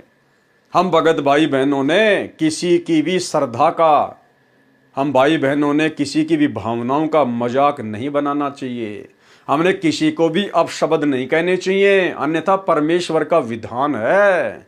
और रामचंद्र और सीता भी किसी जन्म में गुरुदेव के भगत थे, शिष्य थे। लेकिन जब त्रेता युग में उन्होंने हनुमान जी का अपमान किया, अपशब्द कहे, तो परमेश्वर ने यह नहीं देखा कि ये राम और सीता मेरे भगत थे। परमेश्वर ने उनको भी दंड दिया जैसा उन्होंने वो कर्म किया। तो आप और हमने बहुत सावधानी रखनी है, आधीनी के साथ गर्दन नीची करके, बिना किसी को कुबोल कहे, बिना अपनी जुबान से कोई अपशब्द कहे, क्योंकि परमेश्वर कहते हैं जीव तो वाहे बली जो रटे हरि को नाम, नहीं तो काट कर फेंक दो मुख में भलो ना चाम। हमने सतलोक आश्रम मैनेजमेंट हरियाणा वाले इन कोऑर्डिनेटरों की तरह, गुरुदेव के परिवार वालों की तरह, हमने किसी को भी गाली गलौच नहीं करनी, किसी को भी अपशब्द नहीं कहना है, सत्य को सत्य अवश्य कहना है, लेकिन हमने किसी की निंदा चुगली या किसी की भक्ति और श्रद्धा का मजाक नहीं बनाना है। और सुनो, आपके साथ जैसा व्यवहार किया उसका फल भी सीता तथा श्री रामचंद्र को मिल गया है। कुछ वर्षों के पश्चात सीता जी को श्री राम ने घर से निकाल दिया। उस समय वह गर्भवती थी। यह सुनकर हनुमान जी की आंखों से आंसू निकल आए और ऋषि जी के चरणों में गिर गए, कुछ नहीं बोले। अयोध्या वासियों ने 2 वर्ष दिवाली और दशहरा मनाया था, उसके पश्चात बंद कर दिया था कि जिस देवी के लिए रावण मारा, आज वह फिर कितने रावणों का कष्ट झेलेगी। दीपमाला खुशी का प्रतीक है। जब राजा और रानी भिन्न भिन्न हो गए तो न दिवाली न राजा को अच्छी लगे और न प्रजा को, इसलिए दीपावली का त्योहार उसी समय से बंद हो गया था। जो 2 वर्ष मनाया गया था उसके आधार से भोली जनता ये पर्व मना रही है। अब वर्तमान में ये जितने भी श्री रामचंद्र जी के पुजारी हैं, सीता जी को अपनी माता कहते हैं। अरे तुम्हें अपनी माता जी का दुख दर्द याद है क्या? अपने भगवान का दुख दर्द याद है क्या? उनका जीवन तो नरक के जैसा था उस समय। अगर आप रामायण को पढ़कर देखोगे तो कभी ठंडा पानी ना श्री राम ने पिया, ना कभी सीता जी ने पिया। जब श्री रामचंद्र जी का राज्य अभिषेक का समय आया तो 14 साल का वनवास, जंगल में दर दर की ठोकर खाई, धक्के खाए, दुख उठाए। सीता को रावण ले गया। 12 साल बाद सीता जी को रावण की कैद से छुड़वा कर लाए। करोड़ों लोग मरवाए। सीता की अग्नि परीक्षा हुई, फिर सीता को वापस लाए। फिर धोबी के कहने से सीता को निकाल दिया। राजा कहाँ है, उनकी पत्नी कहाँ? कभी सौपन में सुख हो सकता है? और आप लोग खुशी मनाते हो दिवाली मना के, और फिर कहते हो हम लोग श्री रामचंद्र जी के भगत हैं, हम लोग श्री रामचंद्र जी के फॉलोवर हैं। अरे धिक्कार है तुम लोगों को। तुम्हारे भगवान तो कष्ट उठाते उठाते मर गए। माता सीता आजीवन कष्ट उठाती रही। उनके उस कष्ट को देखते हुए तो अयोध्या वासियों ने भी 2 साल के बाद में दिवाली और दशहरा मनाना बंद कर दिया था। और तुम आज उस पाखंड को बढ़ चढ़ के जो है समाज में फैला रहे हो। तो तुम काई के राम भगत हो, काई के सीता भगत हो, केवल सांप वाली लकीर पीट रहे हो, परंपराओं का निर्वाह कर रहे हो। इसी प्रकार दशहरा तथा रावण दहन की परंपरा चली आ रही है। यदि किसी के घर पर किसी जवान की मृत्यु हो जाती है तो वह परिवार तथा रिश्तेदार कोई त्योहार नहीं मनाते। हनुमान जी ने कहा प्रभु परमेश्वर की चर्चा करो। अब हनुमान जी का धीरे धीरे भक्ति भाव में जागृति उठने लगी सच्चाई से परिचित होने के बाद, और कहा कि हे प्रभु परमेश्वर की चर्चा करो। हनुमान जी ने कहा प्रभु परमेश्वर की चर्चा करो। कबीर परमेश्वर जी ने सृष्टि रचना सुनाई। सत्य कथा सुनकर हनुमान जी गदगद हो गए। सतलोक देखने की प्रार्थना की। परमेश्वर आकाश में उड़ गए। हनुमान जी देख रहे थे। कुछ देर अंतर ध्यान हो गए। हनुमान जी चिंतित हो गए कि अब ये ऋषि कैसे मिलेंगे। इतने में आकाश में विशेष प्रकाश दिखाई दिया। हनुमान जी को दिव्य दृष्टि देकर सतलोक दिखाया। ऋषि मुनिंद्र जी सिंहासन पर बैठे दिखाई दिए। उनके शरीर का प्रकाश अत्यधिक था। सिर पर मुकुट तथा राजाओं की तरह छत्र था। कुछ देर वह दृश्य दिखाकर दिव्य दृष्टि समाप्त कर दी। मुनिंद्र जी नीचे आए। हनुमान जी को विश्वास हुआ कि ये परमेश्वर है, सत्यलोक सुख का स्थान है। परमेश्वर कबीर जी से दीक्षा ली, अपना जीवन धन्य किया, मुक्ति के अधिकारी हुए। हनुमान जी मुक्ति के अधिकारी हुए, मुक्त नहीं हुए। इसलिए आप सभी भाई बहनों को दास बार बार कहता है कि वर्तमान में ये जो 4 युग का इतिहास है, सतयुग से लेकर वर्तमान तक का समय, इसमें कोई भी आत्मा पार नहीं हो पाई है। पार होने का समय तो ये कलयुग की बिचली पीढ़ी है, वर्तमान समय है। अब परमेश्वर उन सभी आत्माओं को दोबारा से जन्म देगा जिन आत्माओं को गुरुदेव ने सतयुग त्रेता द्वापर में अपनी शरण में लिया था। परमेश्वर कबीर जी से दीक्षा ली, अपना जीवन धन्य किया, मुक्ति के अधिकारी हुए। इस प्रकार पवित्र आत्मा परमार्थी स्वभाव हनुमान जी को परमेश्वर कबीर जी ने अपनी शरण में लिया। परमार्थी आत्मा को संसार तथा काल के स्वामी भले ही परोपकार का फल नहीं देते, परंतु परमेश्वर ऐसी आत्माओं को शरण में अवश्य लेते हैं, क्योंकि ऐसी आत्मा ही परम भगत बनकर भक्ति करते हैं और मोक्ष प्राप्त करते हैं। सांसारिक व्यक्ति जो परमार्थी को धोखा देते हैं वे आजीवन कष्टमय जीवन व्यतीत करते हैं। श्री रामचंद्र जी को अंत समय में अपने ही पुत्रों लव तथा कुश से पराजय का मुंह देखना पड़ा। सीता जी ने उनके दर्शन करना भी उचित नहीं समझा। बताओ, आप लोग अयोध्या में राम लला के दर्शन करने जाते हो और रामायण को आप कभी पढ़ते नहीं।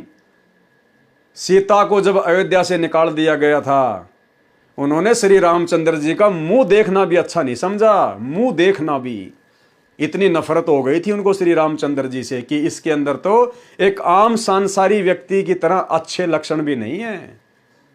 तो भाई और बहनों, आज आप लोग उनके दर्शन करने के लिए अयोध्या जा रहे हो, अपना कीमती समय और धन बर्बाद कर रहे हो। इतिहास से शिक्षा लेनी चाहिए।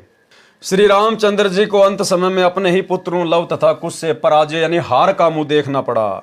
सीता जी ने उनके दर्शन करना भी उचित नहीं समझा। देखते देखते पृथ्वी में समा गई। इस गलानी से श्री रामचंद्र जी ने अयोध्या के पास बह रही सरयू नदी में छलांग लगाकर अपनी जीवन लीला जल समाधि लेकर समाप्त कर दी। ना पत्नी रही, ना बच्चे रहे, पूरी अयोध्या में थूथू हो रही है। दुर्वासा ऋषि के कारण अपने भाई लक्ष्मण को मृत्यु दंड की सजा देनी पड़ी श्री रामचंद्र जी ने। इन सब बातों से दुखी होकर अंदर ही अंदर श्री रामचंद्र जी ने सरयू नदी में छलांग मार के आत्महत्या की। डूब के मरे। देसी भाषा में कहते हैं डूब के मरना और संत भाषा में कहते हैं समाधि लेना। यह है श्री रामचंद्र जी की अंतिम उपलब्धि। अरे जो श्री रामचंद्र जी वेदों के अनुसार साधना करते थे, उनकी भी अंत में यह दुर्गति हुई। सरयू नदी में डूब के मरना पड़ा, आत्महत्या करनी पड़ी। और आप लोग दशरथ पुत्र श्री रामचंद्र जी को ही भगवान मान के राम राम राम राम जय श्री राम, आप लोगों की कैसे मुक्ति होगी? कैसे हो रही है वर्तमान में? रोडों के ऊपर कुत्ते वाली मौत हो रही है। खरबूजे की तरह फूट फूट के लोग मर रहे हैं। जिनकी गाड़ियों के पीछे जय श्री राम लिखा होता है, एक्सीडेंट में उनका चकना चूर निकला हुआ मिलता है रोड पे। तो भाई, असली राम को पहचानो, असली आदि राम को पहचानो। मृत्यु होगी तो भी परमात्मा टाल देगा, भगत के नजदीक नहीं आएगी। उसको कहते हैं श्री राम। वो श्री राम कबीर देव सतगुरु रामपाल जी हैं। सत्संग सुनकर पहचानिए। श्री रामचंद्र जी ने अयोध्या के पास बह रही सरयू नदी में छलांग लगाकर अपनी जीवन लीला जल समाधि लेकर समाप्त की। परमार्थी हनुमान जी को निस्वार्थ दुखियों की सहायता करने का फल मिला। परमात्मा स्वयं आए, मोक्ष मार्ग बताया, जीव का कल्याण हुआ। हनुमान जी फिर मानव जीवन प्राप्त करेंगे तथा परमेश्वर कबीर जी उनको शरण में लेकर मुक्त करेंगे। उस आत्मा में सत्य भक्ति बीज डल चुका है। अब क्या होगा? हनुमान जी का तो फिर से मनुष्य जन्म होगा। हो सकता है परमात्मा इस कलयुग की बिचली पीढ़ी में दया कर दें या फिर कर दी हो। वो हनुमान, जिस हनुमान को भगवान मान के दुनिया पूज रही है, वो हनुमान जी वर्तमान में सतगुरु रामपाल जी को, अगर इस समय गुरु जी उनको जन्म देंगे तो संत रामपाल जी को भगवान मान के पूजेगा। और आप लोग अपनी अज्ञानता में, आध्यात्मिक नादानी में, शास्त्रों की नासमझी में उस हनुमान जी को ही भगवान मान के पूज रहे हो। अरे हनुमान जी की तो वैसे भी पूजा नहीं करनी चाहिए, क्योंकि वो तो एक भगत था। हनुमान जी तो खुद भक्ति किया करता था श्री रामचंद्र जी की, और तुम उस भगत को ही पूज रहे हो। तो ये सबसे बड़ी मूर्खता है, नादानी है। भाई और बहनों, जिस समझ के लिए परमेश्वर ने आज वर्तमान में आप और हम अरबों इंसानों को जो मनुष्य जन्म दिया है, वो केवल मोक्ष प्राप्ति के लिए दिया है। शास्त्रों को समझकर, ज्ञान को समझकर, सच्चे गुरु की पहचान करके भक्ति करने के लिए दिया है। अभी मौका है, जब तक सतगुरु रामपाल जी के चरण कमल धरती पर हैं। भाई और बहनों, सत्संग सुन के अपना आत्म कल्याण करवा लीजिए, अन्यथा उसके बाद में दुर्गति होगी, दुर्दशा होगी। धरती पर कोई बचाने वाला नहीं मिलेगा। 2028 युग परिवर्तन का समय है। प्रकृति तांडव मचाएगी, हर प्रकार से प्राणियों को दुखी करेगी। त्राहिमाम मचेगा। कारण चाहे युद्ध हो, महायुद्ध हो, गृह युद्ध हो, बाढ़ हो, भूकंप हो, अनावृष्टि, अतिवृष्टि, सूखा, अकाल, महामारियां, कुछ भी त्राहिमाम मचेगा इस पृथ्वी पर। दाने दाने को लोग तरसेंगे। तब कहीं जाकर दुनिया को हिसार जेल में बैठे हुए संत रामपाल जी में पूर्ण परमात्मा के दर्शन होंगे। ये कार्य वैसे संभव नहीं है। तो भाई और बहनों, समय रहते समझ जाओ, उस युग परिवर्तन के समय में अपनी कमर तुड़वाने से बच जाओ। अगर शरण में आ जाओगे, परमेश्वर आपकी भी रक्षा करेगा, आपके परिवार की भी रक्षा करेगा। अन्यथा आने वाले समय में अंधकार ही अंधकार है, दुर्गति ही दुर्गति है। तो हनुमान जी को परमात्मा फिर से जन्म देंगे, हनुमान जी को फिर से मानव जन्म मिलेगा, या तो वर्तमान समय में या फिर किसी अन्य युग में, जब भी परमात्मा की दया होगी, मेहर होगी। लेकिन आप और हमारे ऊपर मेहर हो चुकी है, दया हो चुकी है। आप और हम आत्माएं उस हनुमान जी से भी लाखों गुना उत्तम आत्मा हैं, जो परमेश्वर ने सारी प्रोसीजर को पार करवा कर, यानी आप और हम ना जाने कितनी बार हनुमान बन चुके हैं, कितनी बार श्री राम बन चुके हैं, कितनी बार ब्रह्मा विष्णु महेश बन चुके हैं। ये सारी प्रोसीजर पार करके आज आप और हम कलयुग की पिछली पीढ़ी में परमेश्वर के द्वारा अपने चरणों में लिए गए हैं। तो भाई और बहनों, अपने आप को कमजोर भी मत समझो और अपने आप को अहंकार में बहुत बड़ा भी मत समझो। ज्ञान आधार से परमात्मा का दास समझो। और ये सारे राजपाट, सुख, स्त्री, आनंद, फलाना दिखना, धन संपत्ति, राजा महाराजा, देवी देवता, ये सारे सुख हम भोग चुके हैं। ये सारे झूठे आनंद हम उठा चुके हैं और उस आनंद के प्रतिफल में उससे भी कई गुना ज्यादा दुख और नरक भी भोग चुके हैं। इसलिए हमने उन झूठे सुखों की तरफ ध्यान नहीं देना। आदीनी भाव से, दास भाव से गुरुदेव का दास बनकर अपनी भक्ति सफल करनी है और सदा रहने वाले अमर सुखों को सतलोक में भोगना है। तो भाई और बहनों, गुरुदेव भगवान की बहुत बड़ी रजा, बहुत बड़ी मेहर, जो परमेश्वर ने अपने कर कमल से लिखित पुस्तकों के ऊपर वीडियो बनाने की सत प्रेरणा अपने बच्चों को दी है। आज हमारा विश्वास गुरुदेव के आशीर्वाद से दृढ़ होता जा रहा है और यही दृढ़ता एक दिन हमें सतलोक का अधिकारी बनाएगी।